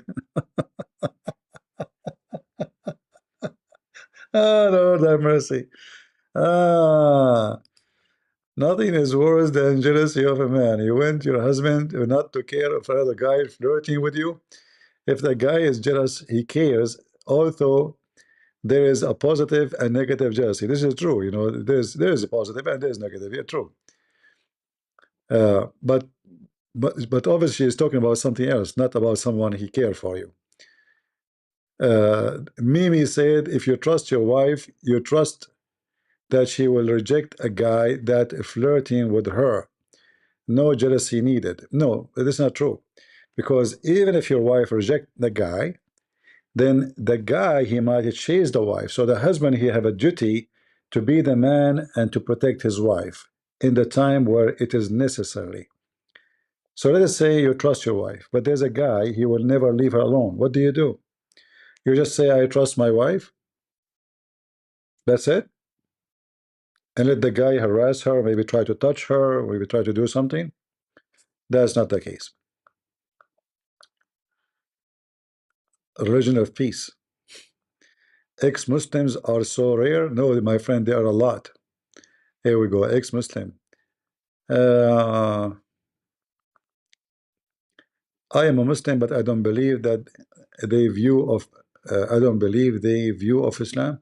I mean, his name is Taqiya. His name is Taqiya, which means he's lying. Uh,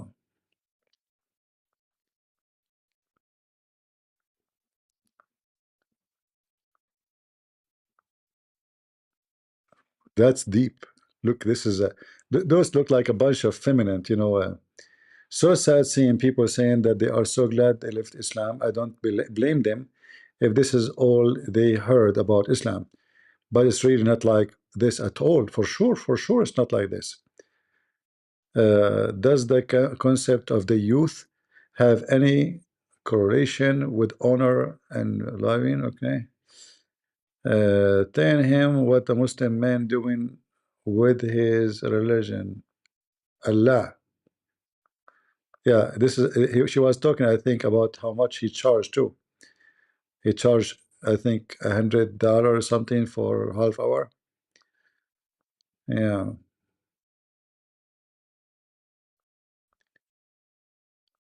Uh,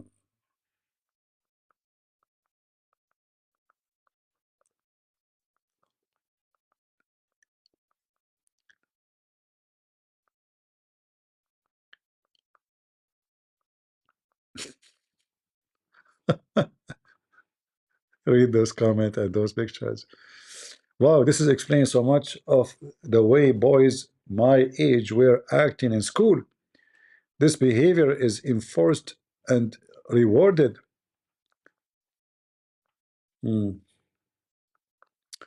Anyway, interesting, Girl, interesting I wouldn't channel. even call this criticism. This is straight up bullying. I'm gonna get into the comments in a second, but it's so ironic how the #1 comment I get from Muslim people on my videos is, oh, there's no compulsion in religion. Stop talking about us because you're so obsessed. Everyone has a choice on whether or not they want to wear hijab. Just because your parents forced you doesn't mean everyone's forced. This is a religion of peace. Islam is about peace. Let's look at their peaceful reactions when a famous TikTok influencer woman exercises her choice on whether or not she wants to wear the hijab and she chooses to remove it. This girl, Moldir, I don't know where she's from, but she has 4 million followers on TikTok, and she posted a post without her hijab on, and this was the caption. For a long time, there was a struggle inside me. I thought a lot, worried, tried to understand myself and my heart. This decision was very difficult for me. I went to it for more than 1 day and not even 1 month.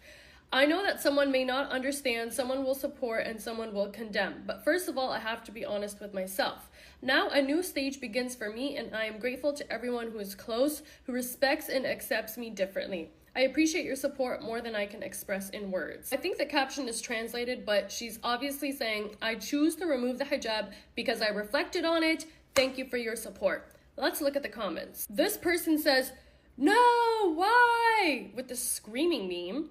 This person comments, I don't accept this Moldir with a broken heart and this meme, like they're disgusted. This person posts a picture of her with her hijab on, but Moldir, you looked really beautiful in the hijab. Honestly, I really wanted you to keep wearing it, but it didn't happen.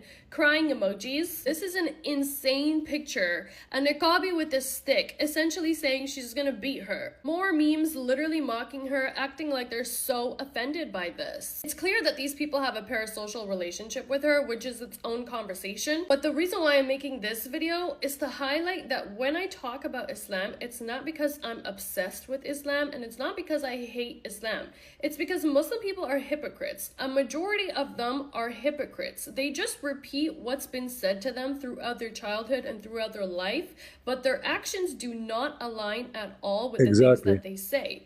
There's no compulsion in religion is their favorite thing to say. They love to quote that, right? But look at how they react when you exercise your freedom. They're basically gaslighting her and condemning her and judging her for choosing to remove her hijab, which is something that majority. And trust me, if she show her boobs, she will have more Muslim to watch her videos.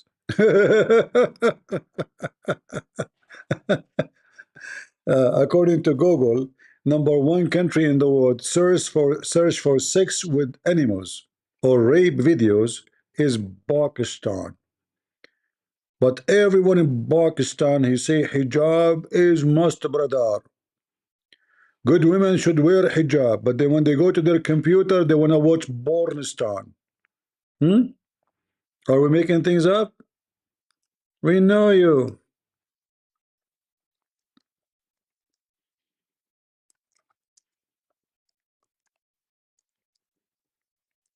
Let me find you the news. Pakistan top list, and then the Pakistani government, they made a big complaint against Google for releasing this, claiming that this should not be released. This should not be released. Why you are releasing this? This should be private.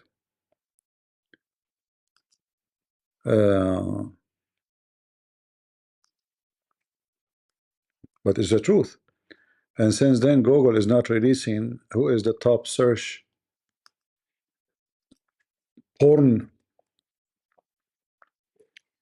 #1 nation in sexy web search. Call it pornstar. You are famous, Abdul. Shame and shame in the Western media. This is not true. Our men, they don't watch porn. They do porn. You think he can fool the world with those news? We do porn. We don't watch it. Andrew Tate is our only TV station. Yeah, #1 country in the world who search for porn.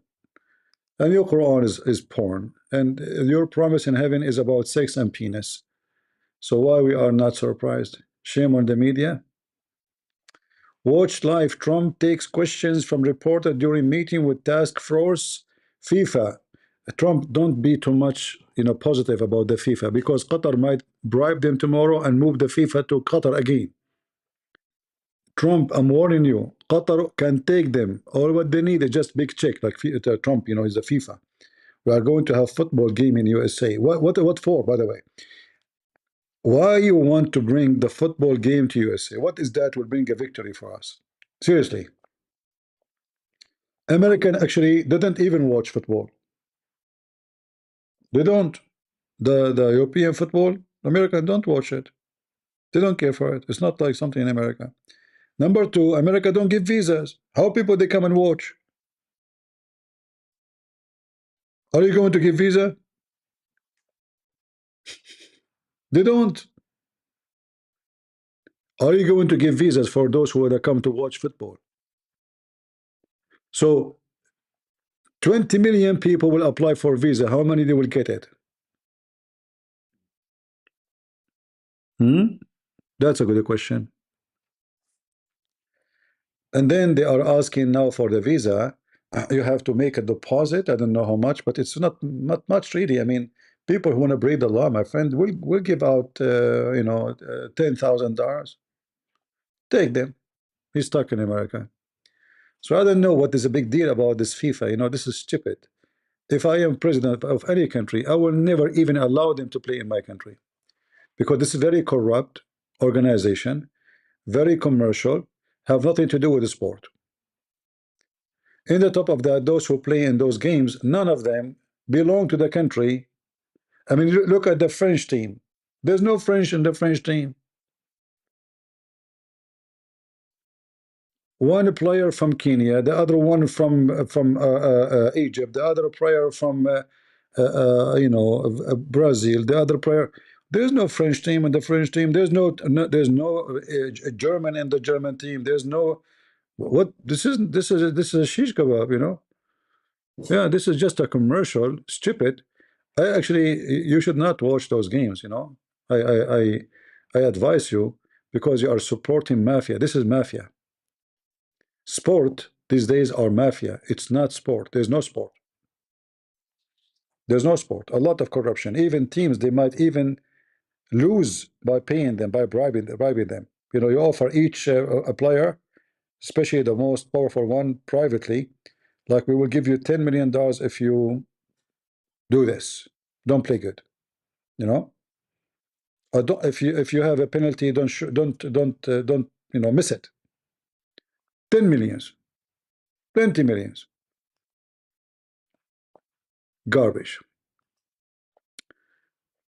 The same as boxing. Boxing matches, because gambling, they do gambling. So the mafia who controlled the gambling, they see how much money is put in this guy.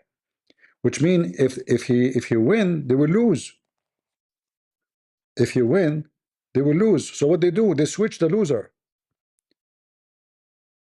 So in order to win, you have to put the money in the one who sound like is going to lose.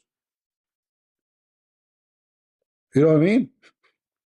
Because the mafia, if everybody put his money on the one who is winning, then the one who controlled the game, he will go bankrupt. It's like casino, you know, like you know who's going to be the winner. So in the last moment, they switch the loser, make him winner, and then they make the money, and all of you lose your money. It's just a form of gambling and stupidity. Anyone here do gambling? Anyone? Especially if you're a Muslim. If you do gambling, my friend, don't do that. Look, learn from Mimi, Hijab, Fifi, all, Uthman. They don't gamble and debate me. That is a big gambling. You see, the Muslim, they call everybody. They call David Wood, they call up EP, they call everybody. But nobody would gamble and debate me. And that is very wise of you, brother. Because if you gamble and debate me, you will go to hell. We will make you shish kebab. What do you mean you don't go gambling? All of you do gambling. What's wrong with you? Don't you get married? Got you busted. This is marriage is a big gambling. You don't know what is inside the box. In the first 2 months, you call her honey. She call you honey. Do you love you? I love you. Oh, I'm crazy about you.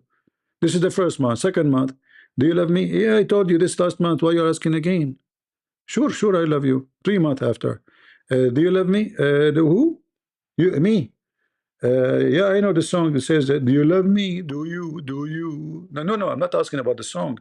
Me, do you love me? Like, who are you? You're not the guy I married. You used to be nice. You used to be friendly. Okay, nothing changed. I swear, nothing changed.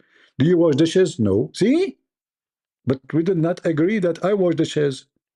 So this is, don't tell me you don't gamble. All of you are a gambler. You know, you will go to hell, all of you. You gamble, you marry a woman, you don't know your mother-in-law yet. Just meet her first before you marry the women. Go meet the mother. All right? Especially if she is neighbor, huh? I'm just telling you about gambling. Be careful, be careful. Like once a guy, you know, he in the phone, he speak to me. I said, how you doing, man? I did not hear you for long. He says, man, I have my mother-in-law is driving me crazy. He said, stop by when you have time. I said, okay, if you are coming like by my area. So I stopped by. I knock at the door.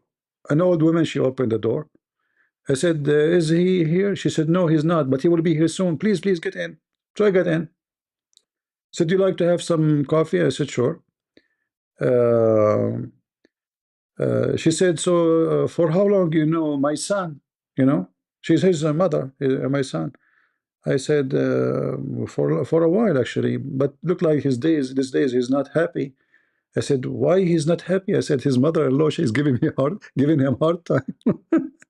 She was coming with the coffee, tray coffee, and she looked at me and her hands start shaking. I said, uh-oh, what I have done. This is his mother-in-law, not his mom. She said, he said that to you? I said, I think I need to go, you know. I opened the door and I left, and then he called me. He said, what you have done? What you have done? I said, I don't know. How I know that this is your mother-in-law at the home? I knock at the door. She said, yes, I am his mom. What do you want? You know? She told me I'm his mom. How I know that this is your mother-in-law? He said, I have a big fight with the wife and the mother, both an army against me. I'm out of the house now. Can I come to you? She told me I'm his mom. And I was saying to myself, his mom, she don't look like him at all. She's a blonde. How come the son is not? You know? By the way, if any of you, like, you have a problem, you like me to visit you at home, and I will do that, you know, happily. So now don't tell me you don't do gambling. All of you do gamble, a lot of gambling. you know, tingling, tingling. All right. Any question for me beside the gambling? Yeah, you know, big gambling. Men, they gamble with their life when they marry women. You know, long nails. They are exist for a reason. Okay, let's change topic for security and safety reason. I mean, look, this is your wife.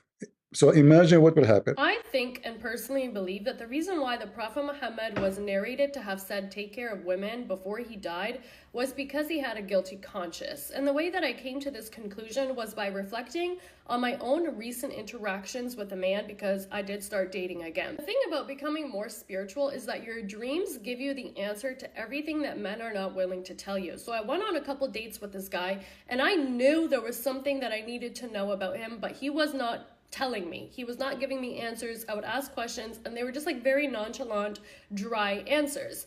So the answer came to me in a dream.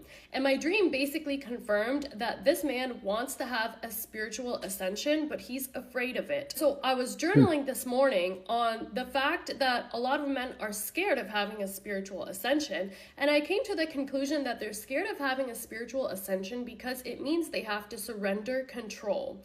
And when they surrender control, they experience magic. And men don't like magic. They don't like to experience magic because they can't logically explain it. It terrifies them. Throughout all of history, men have a track record of condemning and unaliving women who practice magic because they don't want. Women who practice what? Ooh. Harut Marut. I'm going to control you. Shartut. Women. Look, guys, we just discovered more stuff about women. Women, they practice magic on men. What the heck? You see, guys, we are victims and we don't know. Hey, men, why we don't make an army to fight the magic of women? Who want to join? All right, let me put my armor. Hold on. Now I know. I thought I'm going to fight the Muhammad army. Look like I'm going to switch my career. Give me a break. Who want to join me? I'm telling you, we are at risk.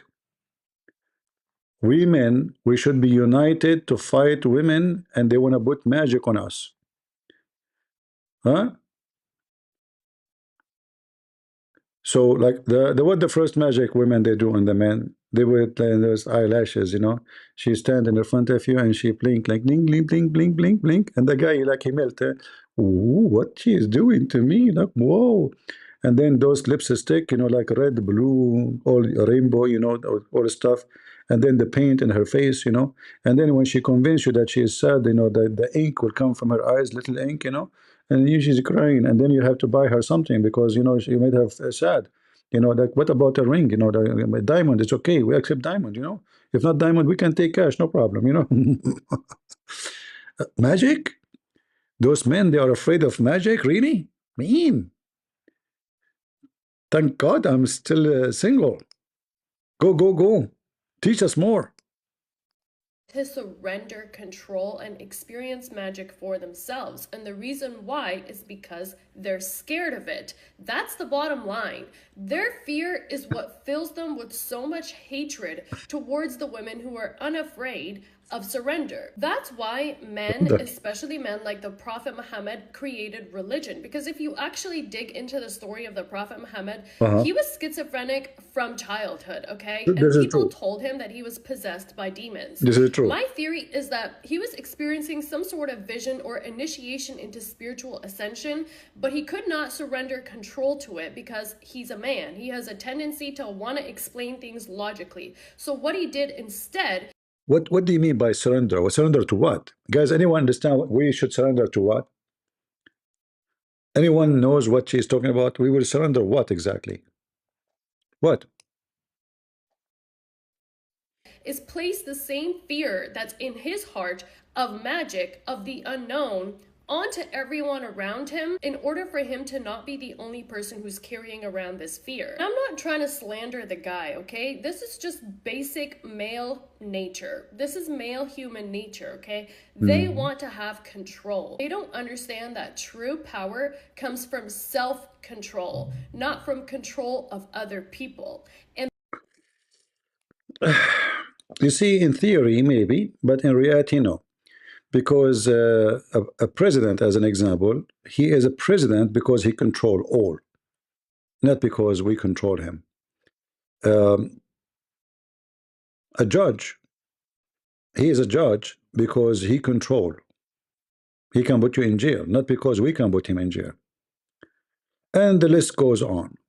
So human society is based on control. And if we don't have control, the society will be screwed up. We will not have law and order, and the control go from inside the family. As an example, if the child, he do as he wish, whatever he wish, then you will have a very screwed family. So what you are talking about, you are messed up. You are totally messed up. There's nothing is called, you know, life without control. We have to control ourselves. In the same time, we have to control others, but not the way you are talking about it. The guy, he did not do anything to you. He did not ask you for anything, yet accuse him of controlling you because you are weak. If you are really strong, you will not feel that he is trying to control you, even though he did not, like she did not mention anything. What he did, nothing. But because you are weak, you take anything he say as an act of control. So if a man, he say to the women, I like you to wear this dress. Oh, he's controlling me. No, he just told you what he like. You don't have to be with him. If you liked him, then you like what he like. He like it.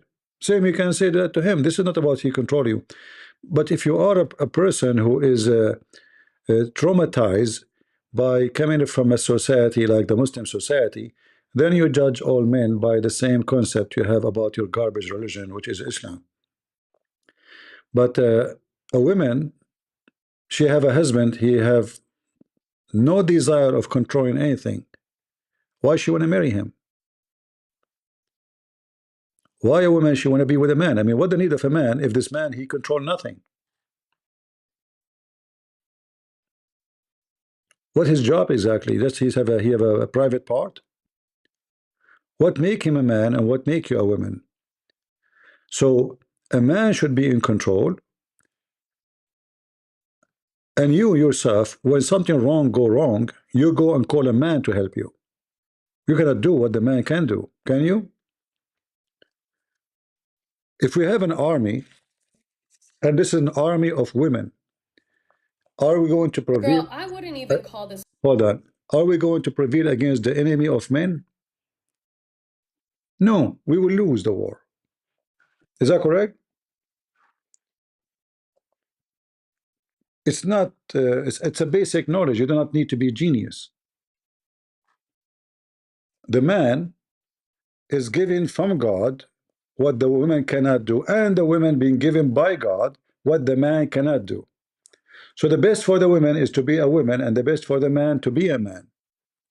And the act of control, anything is for the benefit of the family, is a good control. Anything will bring negative, it's a bad control. So if you have a husband and he control the children, he control their behavior, he's able to control the bad things they can do, the bad direction, that is the husband you want. You don't want a loser who have no control, a sissy man.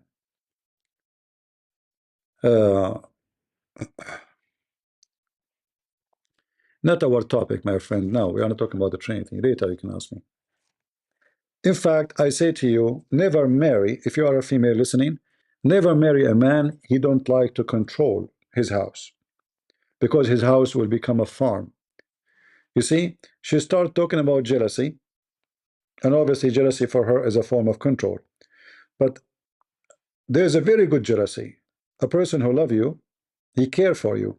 So he gets jealous, but he is not a person who have a phobia, like somebody look at you. So jealousy is a good sign. If a woman, she like her husband, she would have jealousy. But she should have the right jealousy, which means not anyone look at him, she go crazy and jump on him, you know. So jealousy is about love, not about owning. If we try to own the person, that is a negative jealousy.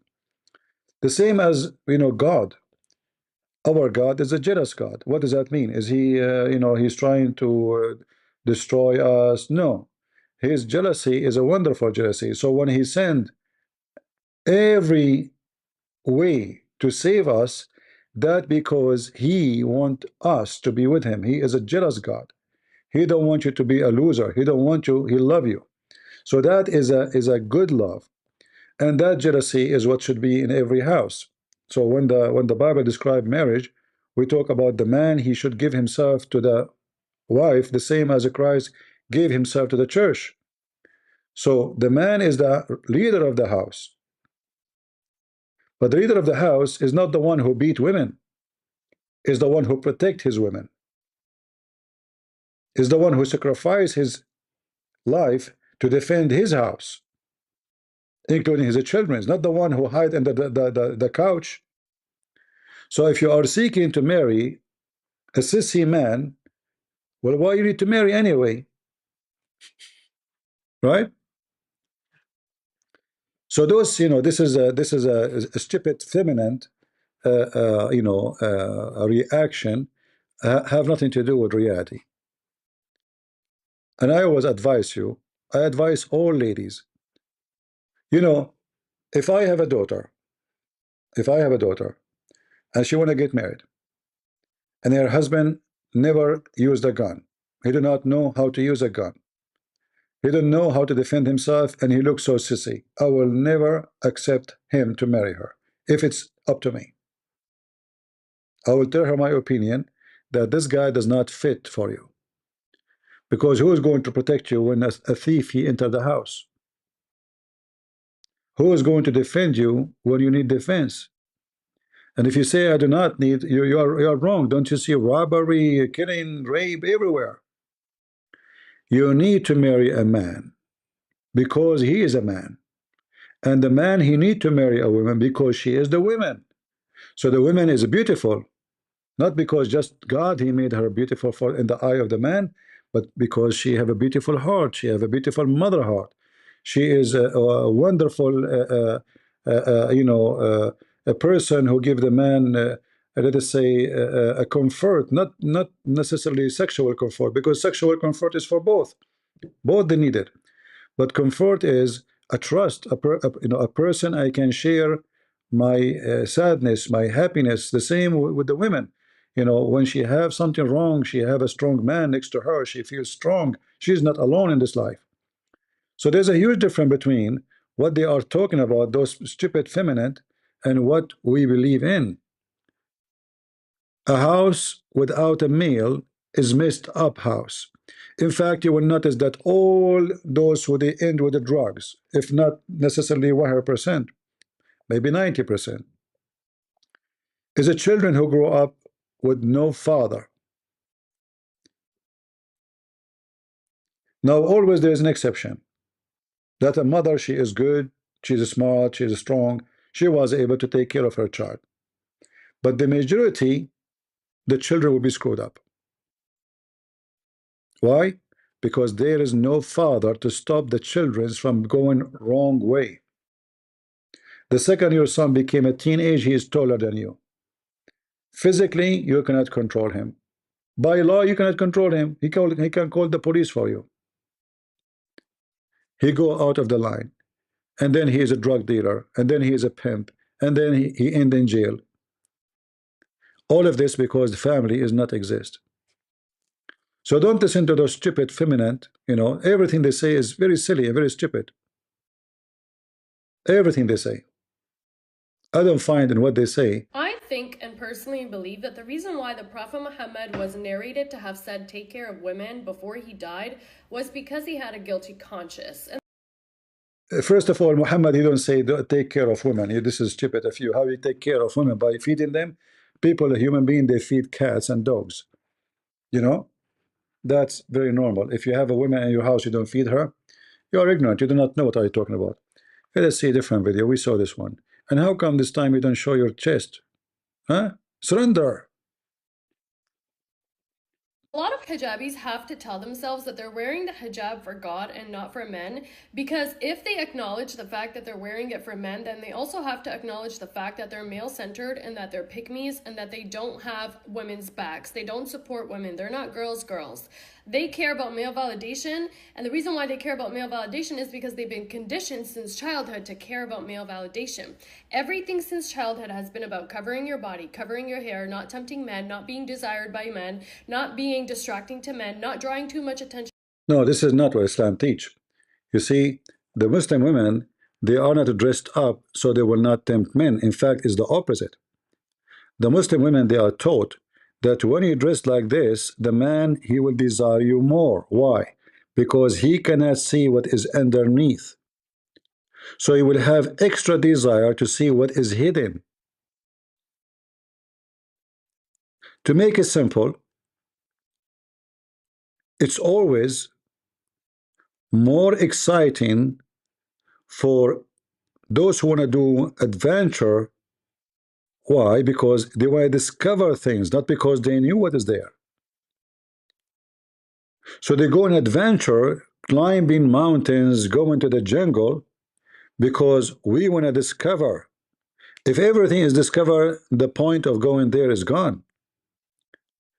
So Muslim women, actually, when they cover themselves, they become more desirable sexually. And this is why hijab always failed to protect Muslim women from rape, sexual harassment. I can show you videos of a woman walking in the street and like 10,000 dogs, which men, following her because everybody is sexually hungry.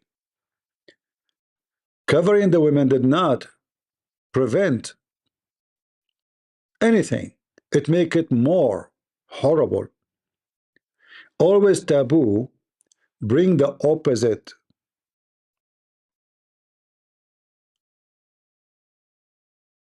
Taboo society is the most wicked.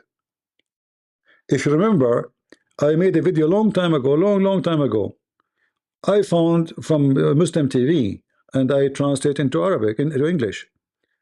And this was a doctor from Saudi Arabia, army hospital. She said, if I remember the number correctly, 40% of the population of Jeddah, they have sex insect inside the house. Incest, which means a brother having sex with his sister, which means father having sex with his daughter.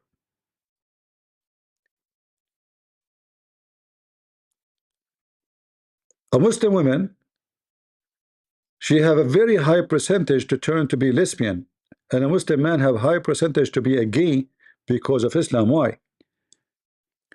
A Muslim girl, she can invite her friend to sleep over in her bedroom.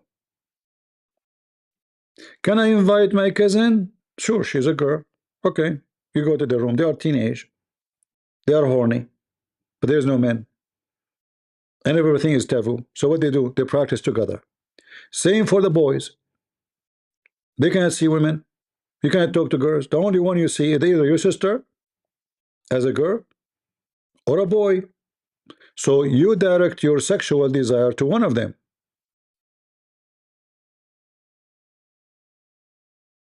So Islamic society is very awkward and very wicked.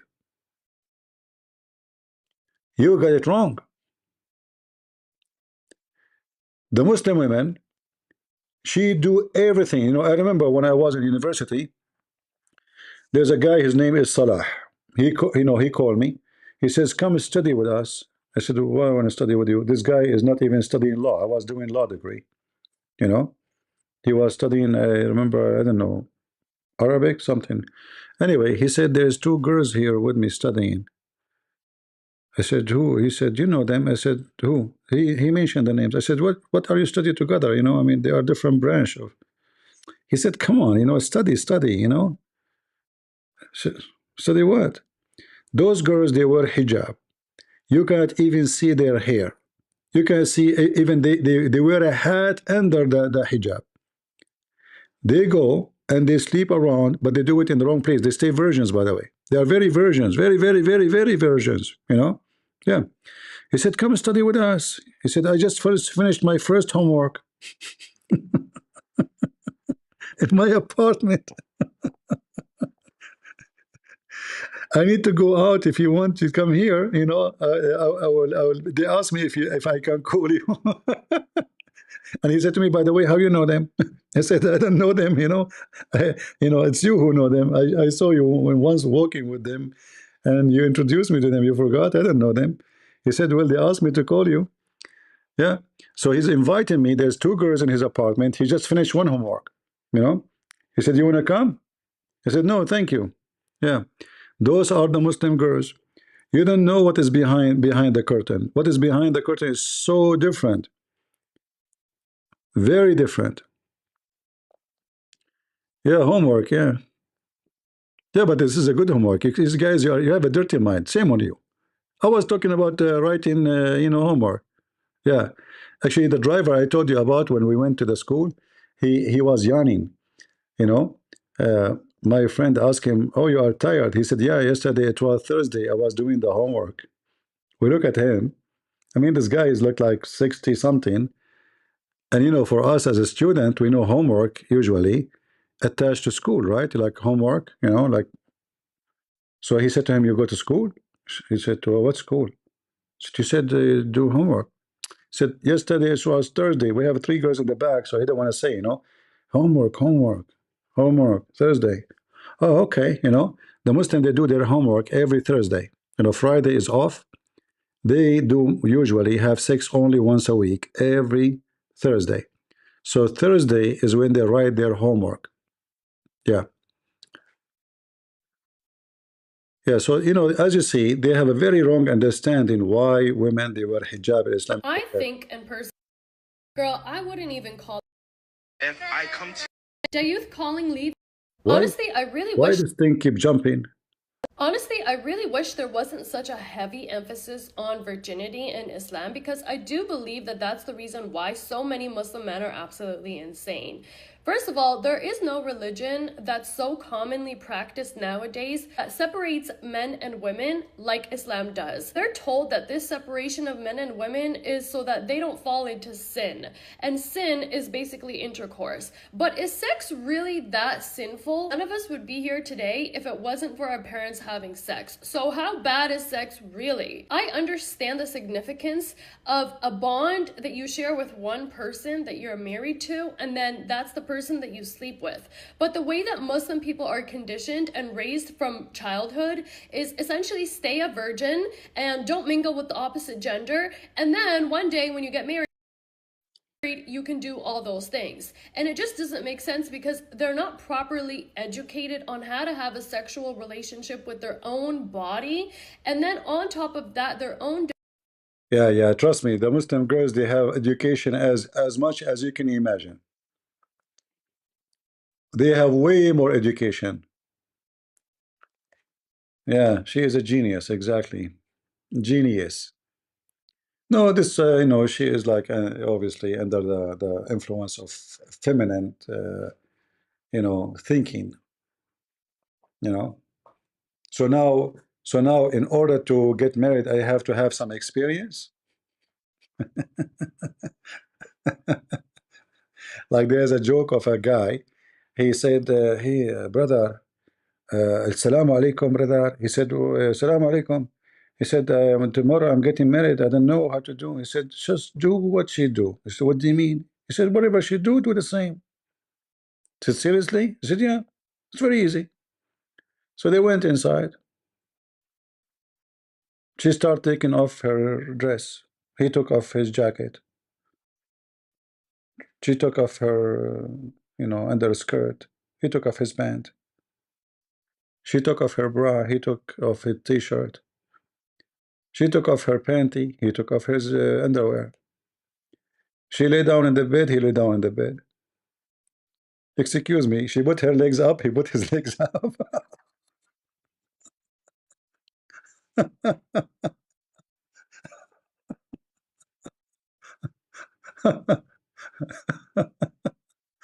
See, I told you Muslims don't have education about sex. What are you talking about? At the age of 6, a girl in Islam, she is ready to get married. You teach them sex like from a very early age. What this woman is talking about? Muslim girls don't. Okay.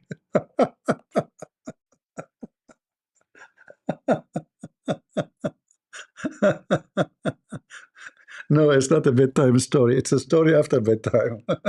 You missed the bedtime story. Oh boy. Oh boy. Oh. And then the woman, she called the reception. She said, "Can you send us a husband? Can you send us a husband?" Yeah, if you listen to her, you think really those Muslim women, they are very, I mean, it's a very wicked society. Sex is everywhere. Go watch any Egyptian movie. You want to see how wicked the society, honestly, if not the copyright, if I play for you any Egyptian movie, you will see how much sexual they are.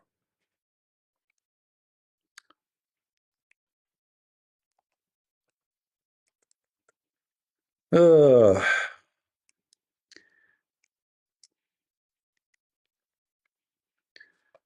Let us see. I don't know what to show you because of copyright. We have to be careful. Uh,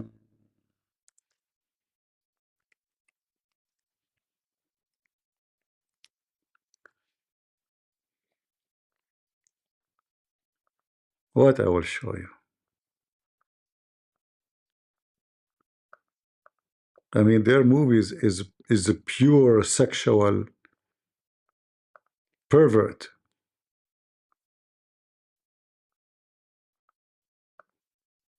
It's like India movies, Pakistan movies.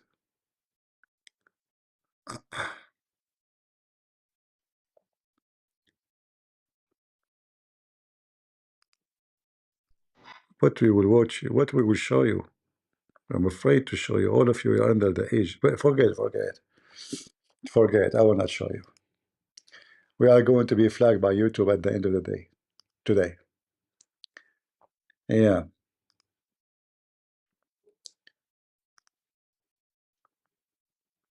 Youth calling leads to honor killings. Absolute facts. Because why are so many dudes comfortably stating in the comments of that last TikTok that jealousy is what makes a man a real man? It's giving unhealed, it's giving toxic, it's giving abusive, it's giving violent, it's giving you would unalive your partner. This is why having these conversations is so important, because I remember I used to literally believe this also. I used to be flattered if a guy that I was talking to or dating or getting to know was jealous of other men that I was talking to, because I thought it meant that he really liked me and he was protective over me. Then I healed my childhood trauma. Then I worked on my self-love. Now I see it as a major red flag and a sign that you have absolutely nothing going for you besides the person that you're in a romantic relationship with. Jealousy is not a part of a normal, functional, healthy relationship.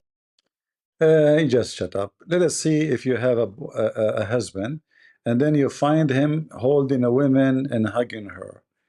You will not bother, right? You will say, whoa, so what? I don't care. Yeah, if you don't care, really, that means you don't care. That means you don't care to call him even your husband. He's just like those people, they call it open marriage, you know?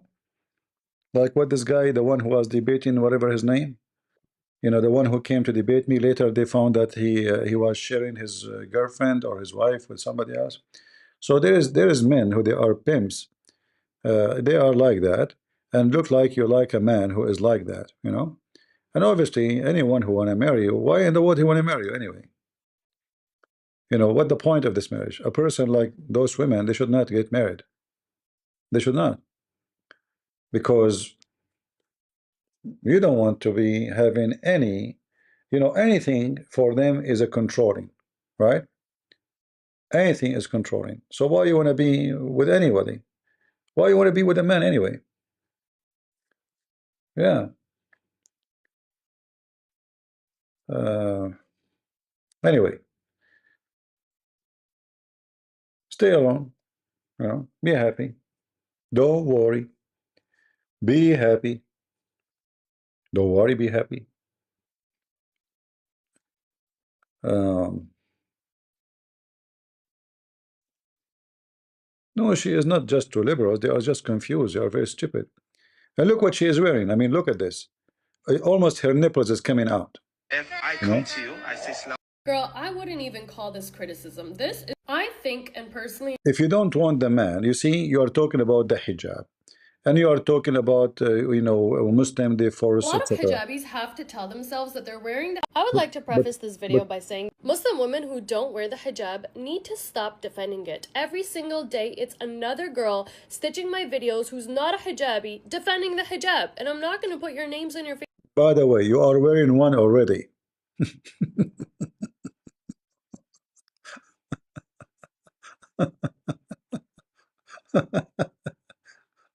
You are wearing a very thick hijab. Anyway, stupid is amazing. Any question, guys? Women, don't let men control you. Men who they are controlling, stay away from them. They are evil. But if you need to buy something, don't try to be controlling their credit card. Remember, they are evil. And if you like to make a baby, don't ask him to come to bed. Remember, they are controlling. They will control you in the bed somehow, and then you will have a baby. Don't do that. Don't do that. All right? And then if somebody try to break into your house, don't call him. He's controlling. He will control your house to be out of thieves. Don't let that happen. Let the thieves get in. Yeah. Men are bad.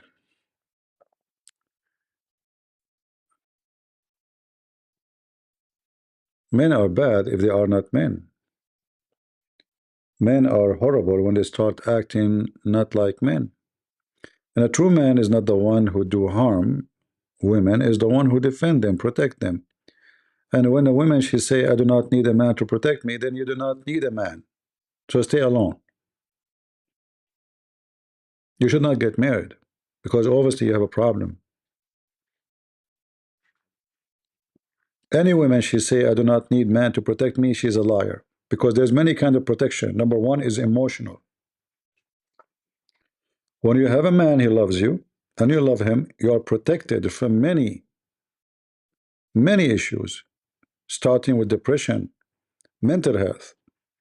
So a man, having a man in your home who is your husband, who loves you, not just a man in the bed, will give you a lot of stability for your emotion, for your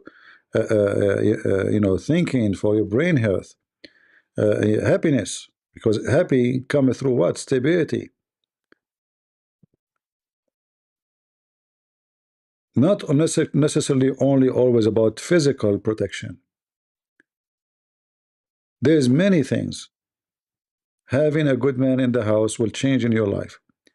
Same for the women. A man, he have a woman who will love him, respect him, he will have a stability too. He will be protected too. Because man, he need protection too, but not physically.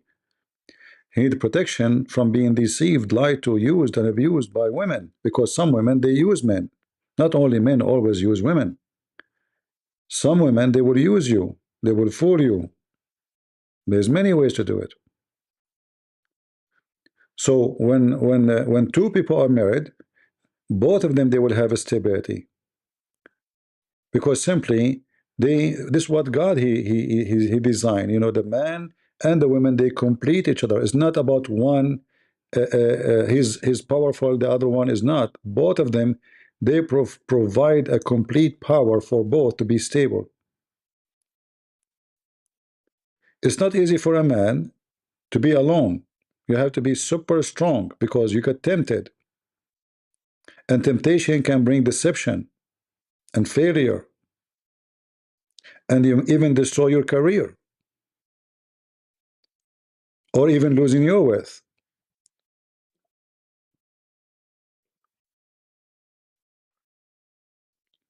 So those who think about who want to control who, they are just a bunch of stupid. You see, if you love a woman, and the woman, she loves you, The exchange between them is not control. And you should not see it about control. You should see it about what is best for us. So if somebody at the middle of the night, you knock at the door, it says the man should open the door, not the female. Why? Because this is the best of us for such a position, for such a job. It's not because he controlled the house. It's because he is now the best for this.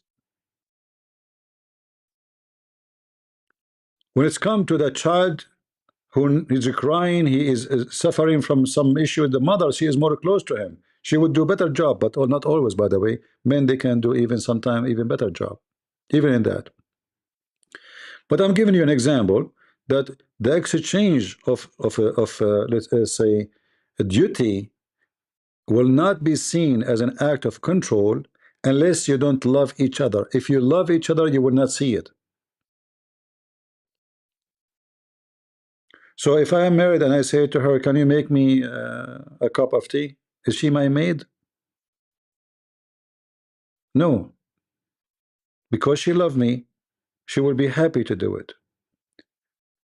My dad, he used, when my mom is sick, he bring her the breakfast to her bed. He bring her tea every morning before he go to work. And my dad is not a cookie, you know, he's a real tough man. Every morning he wake up so early before everybody. He make coffee for himself and coffee for my mom. Is that because he's not the man of the house? Trust me, he is not an easy cookie.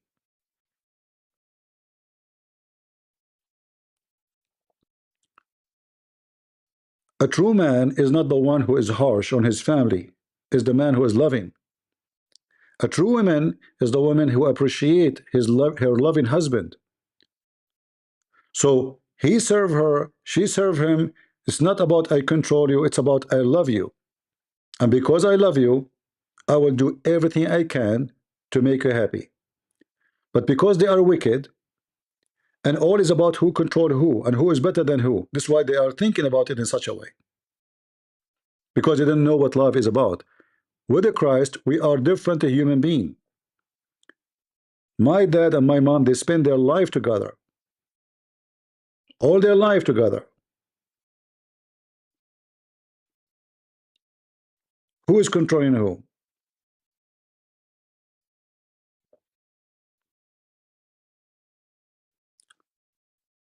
A house is like an umbrella. And the umbrella have a column in the middle. And then in the top of the column, there's a roof. If one of them is gone, the umbrella is useless. So if you want to have an umbrella, then you have to have the shape of umbrella, the design of the umbrella. So when it rains, you are protected. When it's hot, you are protected. But because they are wicked, they see it about who will control who. I remember my dad cooking for us.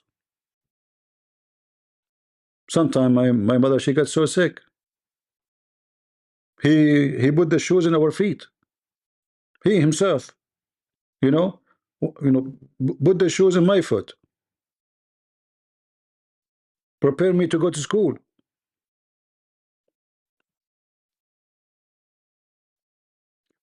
Muslims, because they don't have marriage. Muslim, they have a sexual contract. The woman, she is there just temporarily.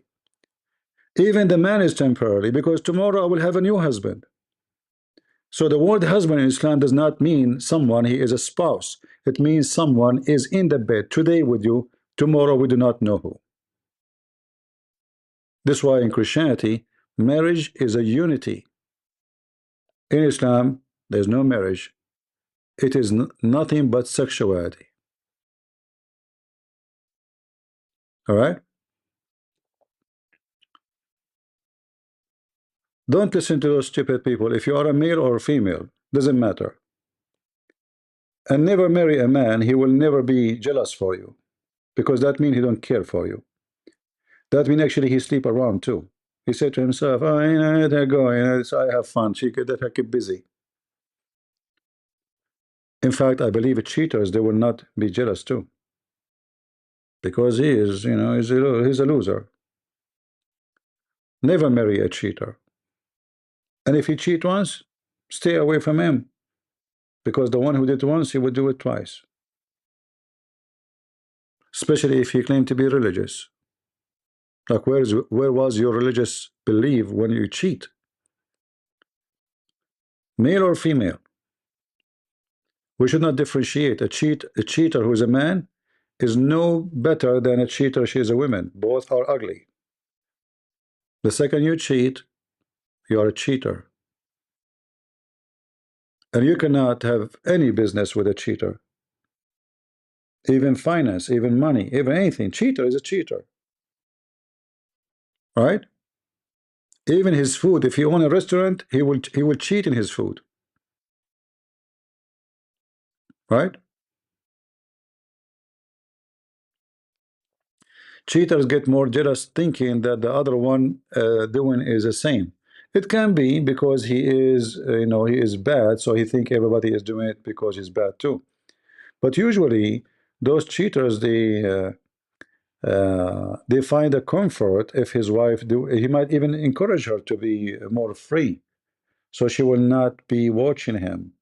So he got his space, his zone free. So the women, she will be home. Anytime he can come back to her, and he go around. He do whatever he want. Right? Yeah.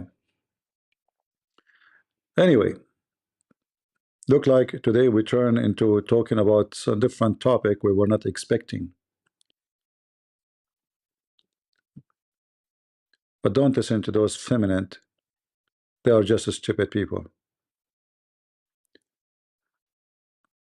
Why you are shaving your underarm? Why you don't grow hair in your body? If you don't, you don't a man to be controlling you. Why you are dressing like this? Is that for you? Are you trying to fool yourself? You put all this makeup just because you like to look at yourself in the mirror, or because men? You dress for the men. Otherwise, just go normally. Why you want to wear makeup? Why you want to put all those things in your ears? What are you hanging in your ears? You spend, God knows how many hours she spent just to make this makeup in her face, and then she will spend 3 hours to remove it. For what? For men. This is reality. So they say to you that we are feminine, but the fact they spend their life is just putting makeup, taking off makeup, putting makeup, taking off makeup. For the pleasure of who? Men. In fact, you are obsessed with men. It's obvious. Even though you claim you don't. Because if you don't care, you will not do all of this. Painting. It's called narcissism. Okay, maybe. I'm not a psychology expert, but life teach you, and the way you dress, the way you act, it teach about you, give message about you. If a woman she don't care for men, she should not dress like this. She does not take care so much of her face. You should not. And I will give you an example like me. If you see me, I will be the last one any woman will look at. I don't care what I'm wearing. I wear, the most cheap clothes you can imagine. Jeans for $10, a sandal. I don't care. If I care for what women look at me, I will be shining my shoes. I will be wearing suit. It's a fact, right? If I'm trying to get attention of somebody, how you get attention? You make yourself shiny. Is that correct? You buy a new car.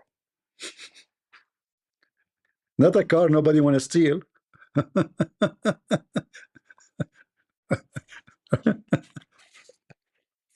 So the way you dress is a message, is the outside of you. It's a flag. So look at me, look what I'm wearing for you. Look at me what I'm dressing. So if you don't care for men, you should not dress this way. All right. So in one hand, she keep talking about the man, the man, the man, and she spent all her life doing makeup. In fact, I feel sorry for you. I mean, she is young. She is not old. If she is old, I would say, you know what, she is old. She have wrinkles. She will put makeup. No problem. But she is young. But look how much time she spent. You can tell she spent all her day just to make a video for 5 minutes putting makeup. All right? I mean, look at this.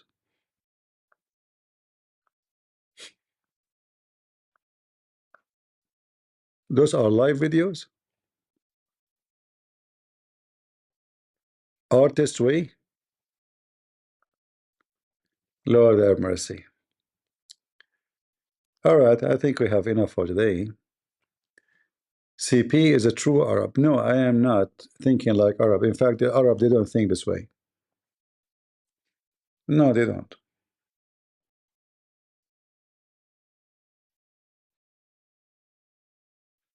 All right.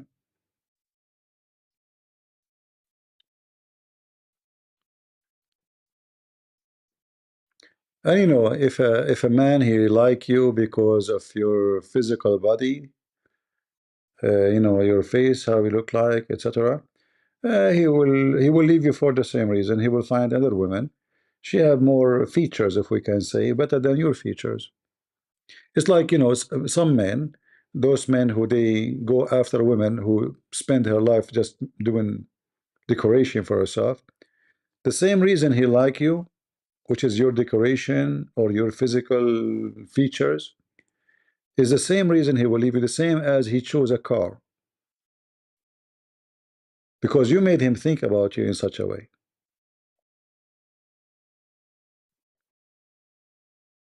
So when women they compete by showing features, let us say, physical features, well, he did not love you. He loved your physical features. So tomorrow he will see someone, she is younger, she is more beauty, and he will leave you. Because he never been in love with you. He loved with some physical features you showed him. In other way, you trapped him temporarily with your features. As soon he got better features, he will go to different dealer car. Today he have a, you know, Toyota. Tomorrow he will have Lamborghini. It's about what is available and the demand. So if you put yourself in the market of demand, then don't complain. This is why a smart woman is not the one who hunt a man because she have a short skirt and she have nice ass, but the women who made the man love her for real. Not a man he love her butt. This is why for me I don't like, I will never even communicate with the women she's exposing her skin all over to everybody in the street.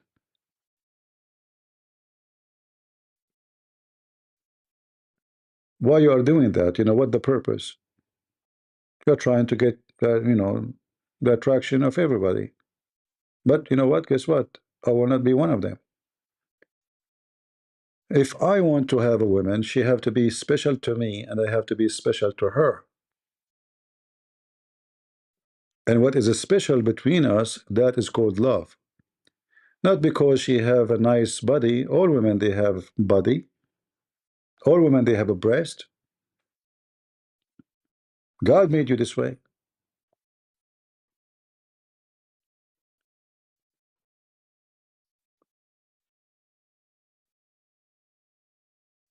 Don't be an item in the shopping cart, because later you should not complain about being a subject because you put yourself in the shopping cart. If a man he go to nightclub and he meets someone in the nightclub, I mean both of you are nightclub people,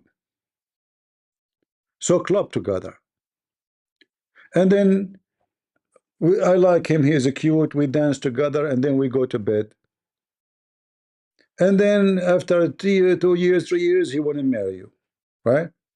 But he will go to the nightclub again and he will meet other girl and he will notice now it's not you who's looking for, because he's a club guy. What he like about you, it was a club features,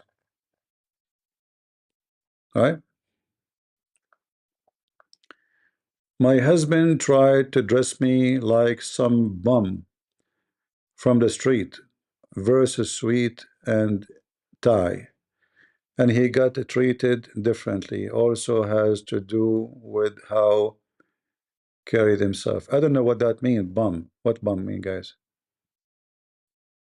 My husband has tried dressing like some bum.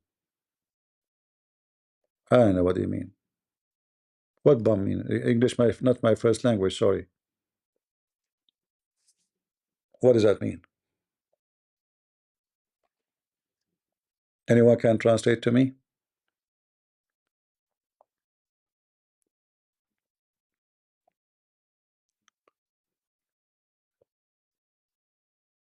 Cheap? Okay. Well, you know, if I don't like to wear suit. I hate suit. The second I wear a jacket, I feel like I am in jail. I feel I'm captured by police or something. I feel like those, you know, in the movie you see them, they have this uniform, they tie up your arms with the white coat. This is exactly how I feel when I wear a suit. Even my voice change if I put a tie. I hate it. But you have to have a balance, not necessarily, you know, wear, you know, stupid stuff. But when I say cheap, it doesn't mean something ugly. I mean, it doesn't cost much money. What's wrong with jeans? Nothing wrong. Sneakers, $5 t-shirt. That does not make you bad, you know. Stay humble and don't waste your money on something will never be useful for you.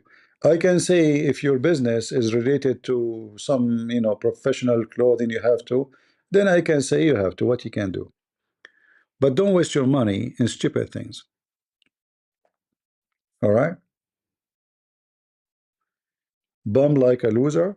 I don't know what that means. How a clothes will make you a loser? When I finished my, you know, law degree, I remember my mother. I was sitting like there's a rock close to the house. I was wearing my short, and my mom, she came to me. She said, "What are you doing?" I said, "What?" She said, "Now you are a lawyer. You cannot dress like this." I said, "What, mom? What have to do? What does have to do with this?" She said to me, "Who is going to hire you and he see you like this?" And she have a point, because this society is a stupid society. They judge you by what you wear, not by your skills as a lawyer in the court.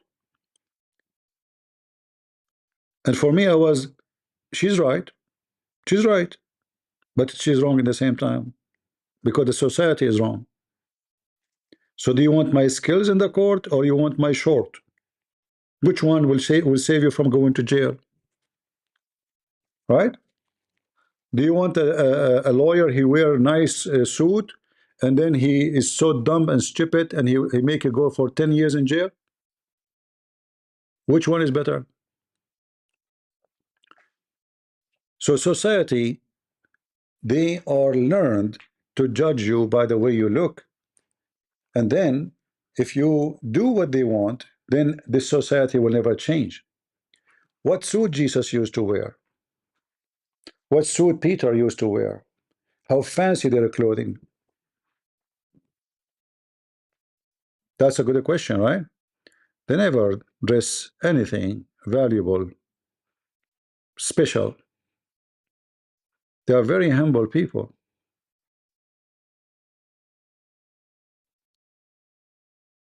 So when you bend down to the wicked society and you dress as the society try to force you, then you are consumed by this society. This is why since I was a kid, I don't care what people say. I dress as I wish, not as they wish.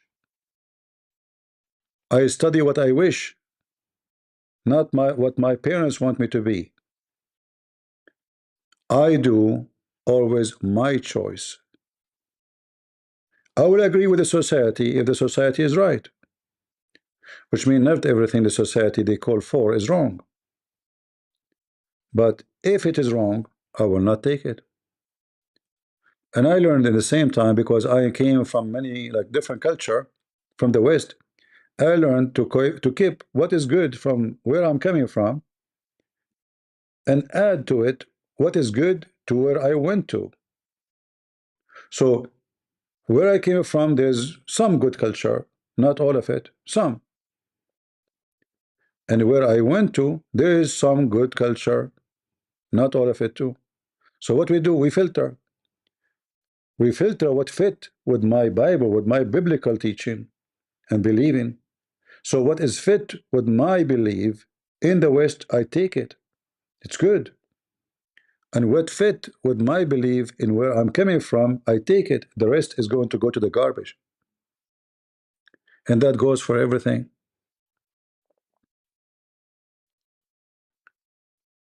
Don't dress what people like you to dress. So you see those women, they are wearing, the skirt is getting shorter and shorter and shorter, because many women, they think that this is the way to get the attention of the man. But I will let you know, and I'm being honest with you, the man, he never have attention to you. He have attention only to your butt, because he don't see your eyes. Your skirt is so short to look at your eyes. In other way, you are just a silly person. So you get his attention, but attention for sex, sexually, not to you. If you want a man to respect you, if you want to get his attention, well, then you should not expose yourself to be a sexual attention, because the man brain, when his sexual attention is working, the rest don't action, don't active, is go to sleep. You cause that to happen. But if you are not trying to tempt him, you're trying to show him that you are the person who deserves respect. A man will respect you. And then he will think about you in a different way. He will not think about you as a one night pleasure. He will think about you as lifetime partner, to be pleased together. When you make yourself a sexual object, don't be upset if the man see nothing on you except sexual object, because this is what you did,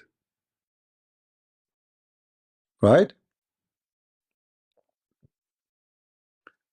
Do you believe women should wear jeans, yoga pants? Jeans, nothing wrong with it, but those tie pants are very horrible.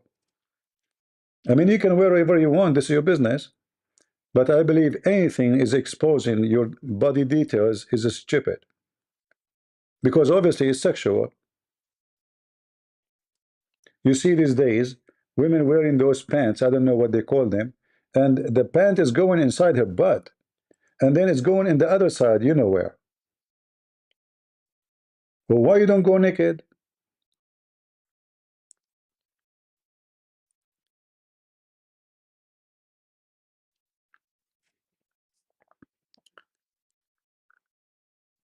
Don't put yourself in the shopping shelf, because then the man, he will understand that you are for sale.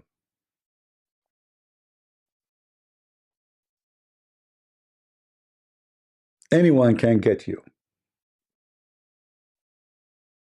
and that will make you look cheap. And men, they don't like cheap women. They like to sleep with you, but they don't like you to be a wife. Do you understand? All the men, they will like you, but they like only sex with you, not you. So you get them there, but nothing more.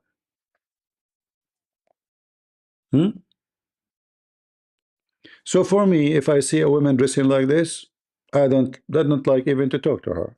I found her shallow. Shallow, you know, obviously she is very shallow. If I see a woman, she is wearing those what do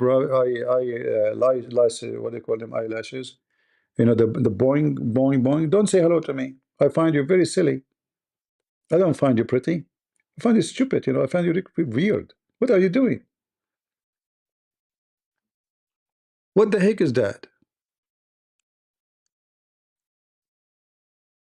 I will be even, I will not feel comfortable if you are sitting next to me. Like, let's say like you're my friend. We are having coffee together. There's nothing wrong between us. It will be embarrassing for me to sit with you in the table. I have a woman in front of me. She is wearing boing, boing, boing airplane wings in her eyes. That means you are a kid. You are a teenage. You did not grow. You are not mature. It's an insult for me to be with you. I'm just telling you how I think.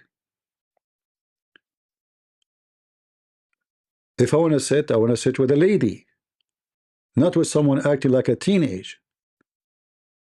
Unless I am a teenage too.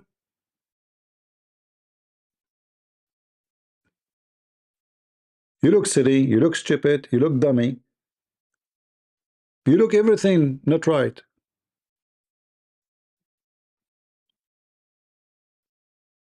Like Boeing, Boeing, you know the Boeing, the airplane?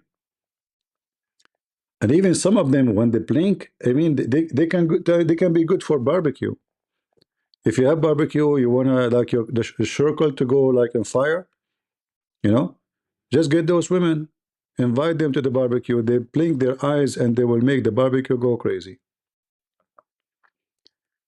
Maybe I'm different person. Maybe men not like this, but I tell you, I think men who they know what they want in life, they will not be excited to see a woman, everything about her is fake.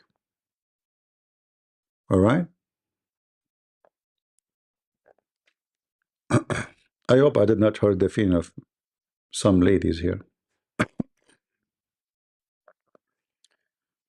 Did I hurt the feeling of somebody? Yeah, boing, boing. Yeah, boing, boing, boing. Tingling, tingling. Yeah. I mean, you see this girl we are, you know, talking about today. You see her without makeup, she's a different person. So if the man, he saw you like this, and he like you like this, and then when you wash your face, you look totally different, and then you will have a problem because he never met you before. Like, who are you? He fell to this face, not to the real face.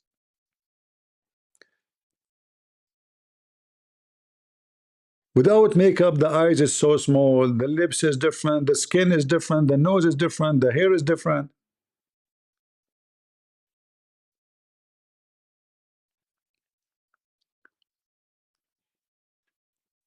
He wake up in the morning, he asks you, who are you?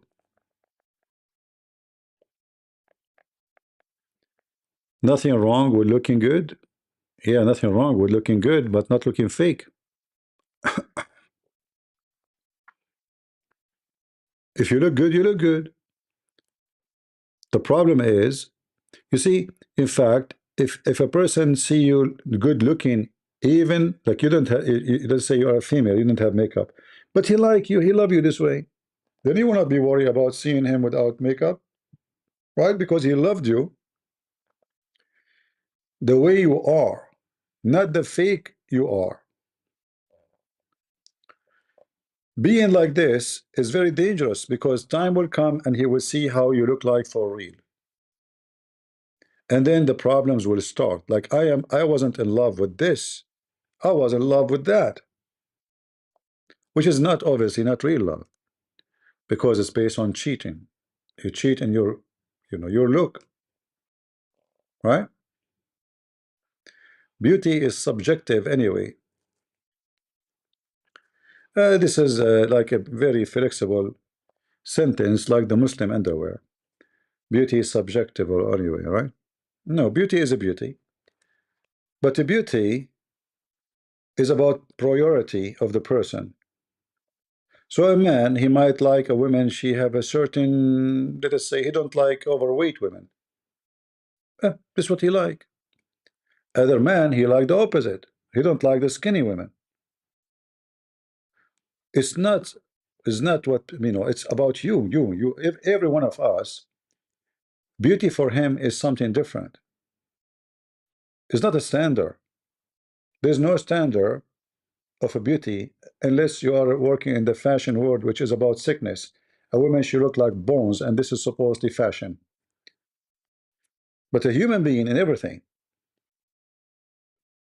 every one of us, he have a different fingerprint, and that is exactly the same for how he see beauty. So you might find a woman, she don't look attractive at all, but there's a very handsome guy, he love her because he saw her beauty. He saw in her a beauty you did not see. So when we say subjective, it's true and false, because you know it's not about atmosphere, or let us say circumstances of things around us. It's about who are you. But there is a general, let us say, standard of if you are fake and you made somebody love you because you are fake, that will not last for long. Because as soon the person he discovered that whatever he love about you, not only your look, let us say you fake that you are a respecting person, a person who respect. So when you are in the first stage of your relationship, you call him, you speak nice words, you never use bad language, and then the real you appear, and then you start using filthy language. You will end a very, very unhappy ending. So it's not only about fake look, it's about fake talk, fake look, fake love, fake interest. You see, like if you wanna study the fake, the best example is the Arab, Middle Eastern. So the Middle Eastern, let us say somebody engaged. So they sit together. You know, the society is very, strict, rule, even though things is lousy behind the curtain. So the serious question now, what music you like? I like this music. Oh, I like it too. Even he don't like it, by the way. But because he like this girl, he want to have her. She's pretty. Or maybe she is pretty rich, Middle Eastern, they worship money. So each one of them, he act as much as he can to convince the other person that he is the one or she is the one. All right?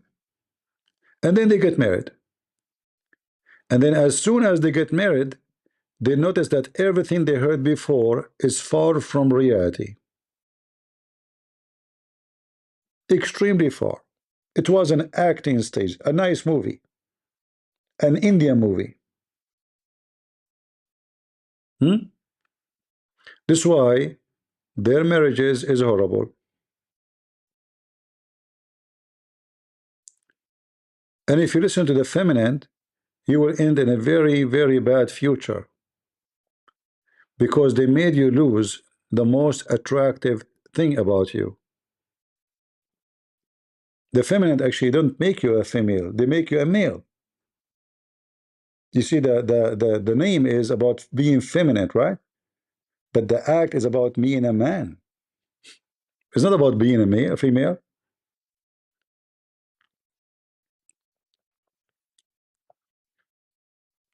All right. Any other question for me? Guys, how many ladies I made them upset today? Seriously. How many? Did I make anyone here get upset from me? Give me one if you get upset from me, from the ladies.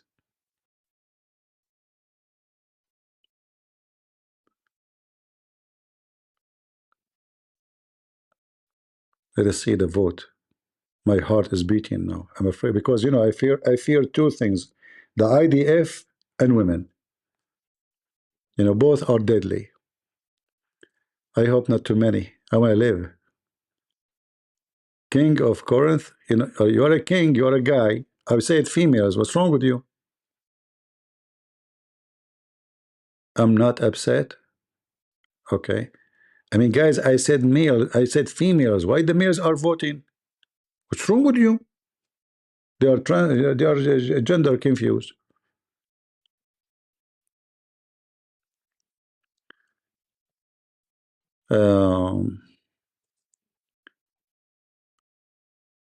All right. Look like until now we are safe. No bloodshed will happen. Because you know, women, they grow their nails for a reason. You know, the first thing will happen to you, they will put it in your neck. That if you are lucky, actually, if they put it in your neck, not somewhere else. You know, you never know, you know. You will see women, they are sitting like, and they are sharp in them, you know, like, what are you doing? Oh, honey, I'm doing my nails, you know. Okay. Hey, honey, did you wash the dishes? Oh, I'm going right now. Okay, by the time I finished my nails, I would check on you. Okay, you know, like, yeah, they grow their nails for a reason, you know. Better be ready. And they say to you, this is the soft gender. I don't know what is soft about them. I mean, I have no idea what is soft about. Soft. This is a soft.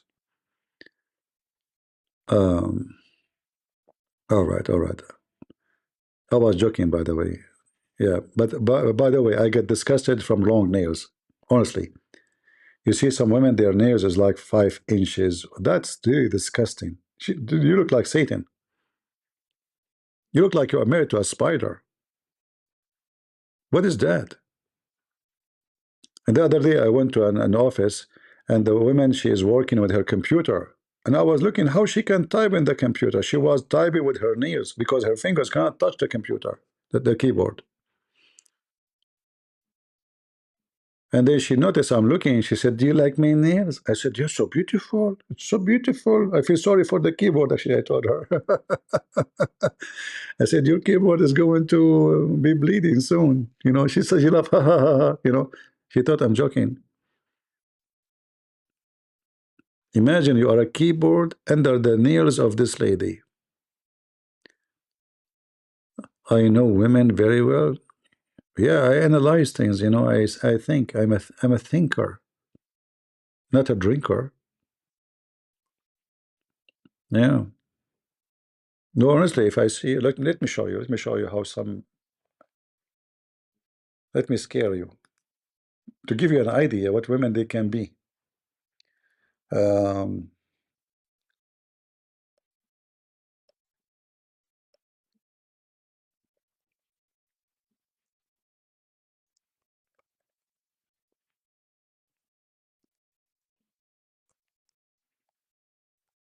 Let us see.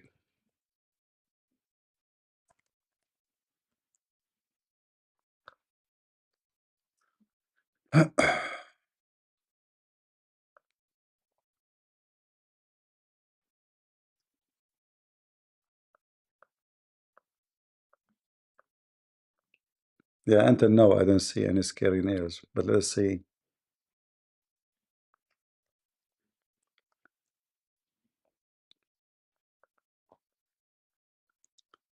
What was the web page for pictures for free? Uh,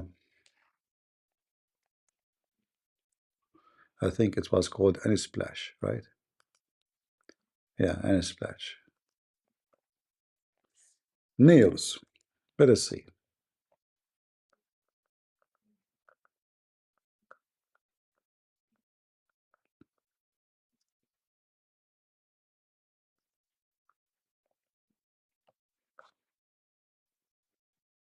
How is that is something attractive? What is this?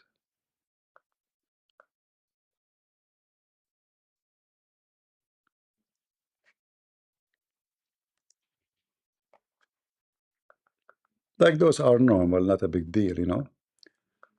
But there is some. Let us see if we can find the wicked ones. Until now, we don't see.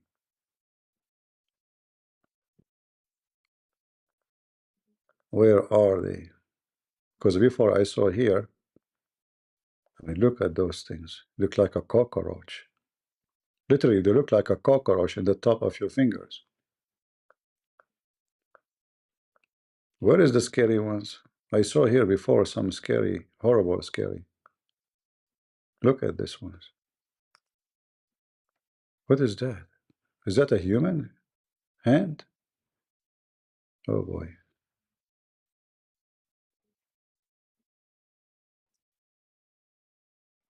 Yeah, I mean, you can find like some, this is nothing actually. There's some that are really, really scary. Oh, look, hold on, hold on. Look at this. Oh, this is nothing compared to others. There's no, no, no. What you have in the top, look, what is this? What is that?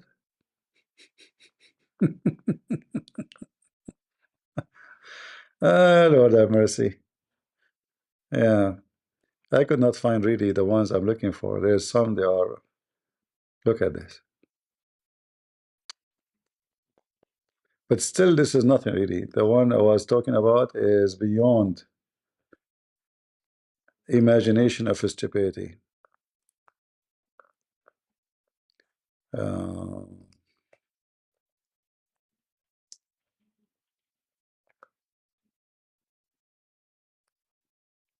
maybe if we type long nails.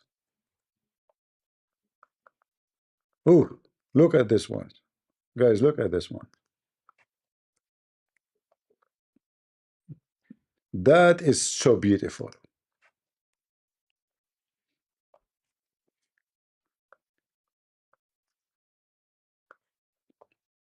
Let us be honest here. Isn't it, this is so beautiful? Who in the world wanna marry you? I will vomit if there is somebody in front of me eating with me have such nails. That is wicked, disgusting. Yeah, there's many of those like this, you know, like something really wicked. This is just wicked, right? So, you know, beauty is not about those things you add yourself. If you do it, you look stupid, you look shallow. The man will not look at you with respect. He will see only a shallow brain. He will not see an intelligent person. Yeah. And you know, we give advice for people. It's up to you. You do what you think is good for you. Yeah. All right.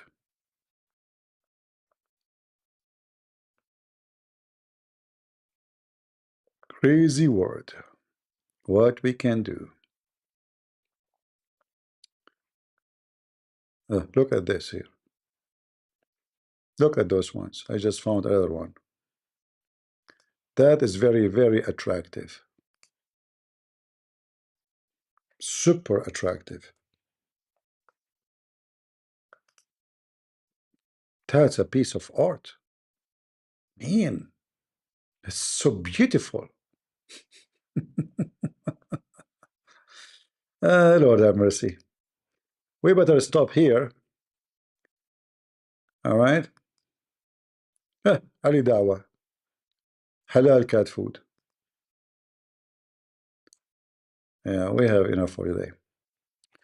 So, guys, I better go. And I hope we have a good time together. And men, be good to your women. Love them, protect them, and never abuse them. And women, be good to your men. Love him, protect them, because you can protect them too. And don't abuse them. Love is an exchange, is not a product. You want to be loved? Then you should love. Because always love will come back to you. You see the drop of water? It's very, very smooth and very weak. But if a faucet keep it dropping in the top of a rock, drop after drop after drop, is going to make a hole in that rock. So if you are a lady and you have a husband, he have a heart which is like a rock, your drops can go through, because love never fail, as the Bible said. Love is powerful.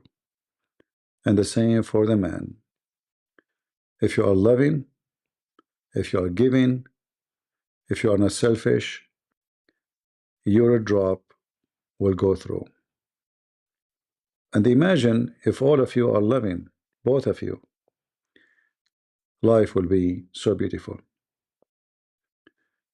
It's not a story to tell, but it is a story to live.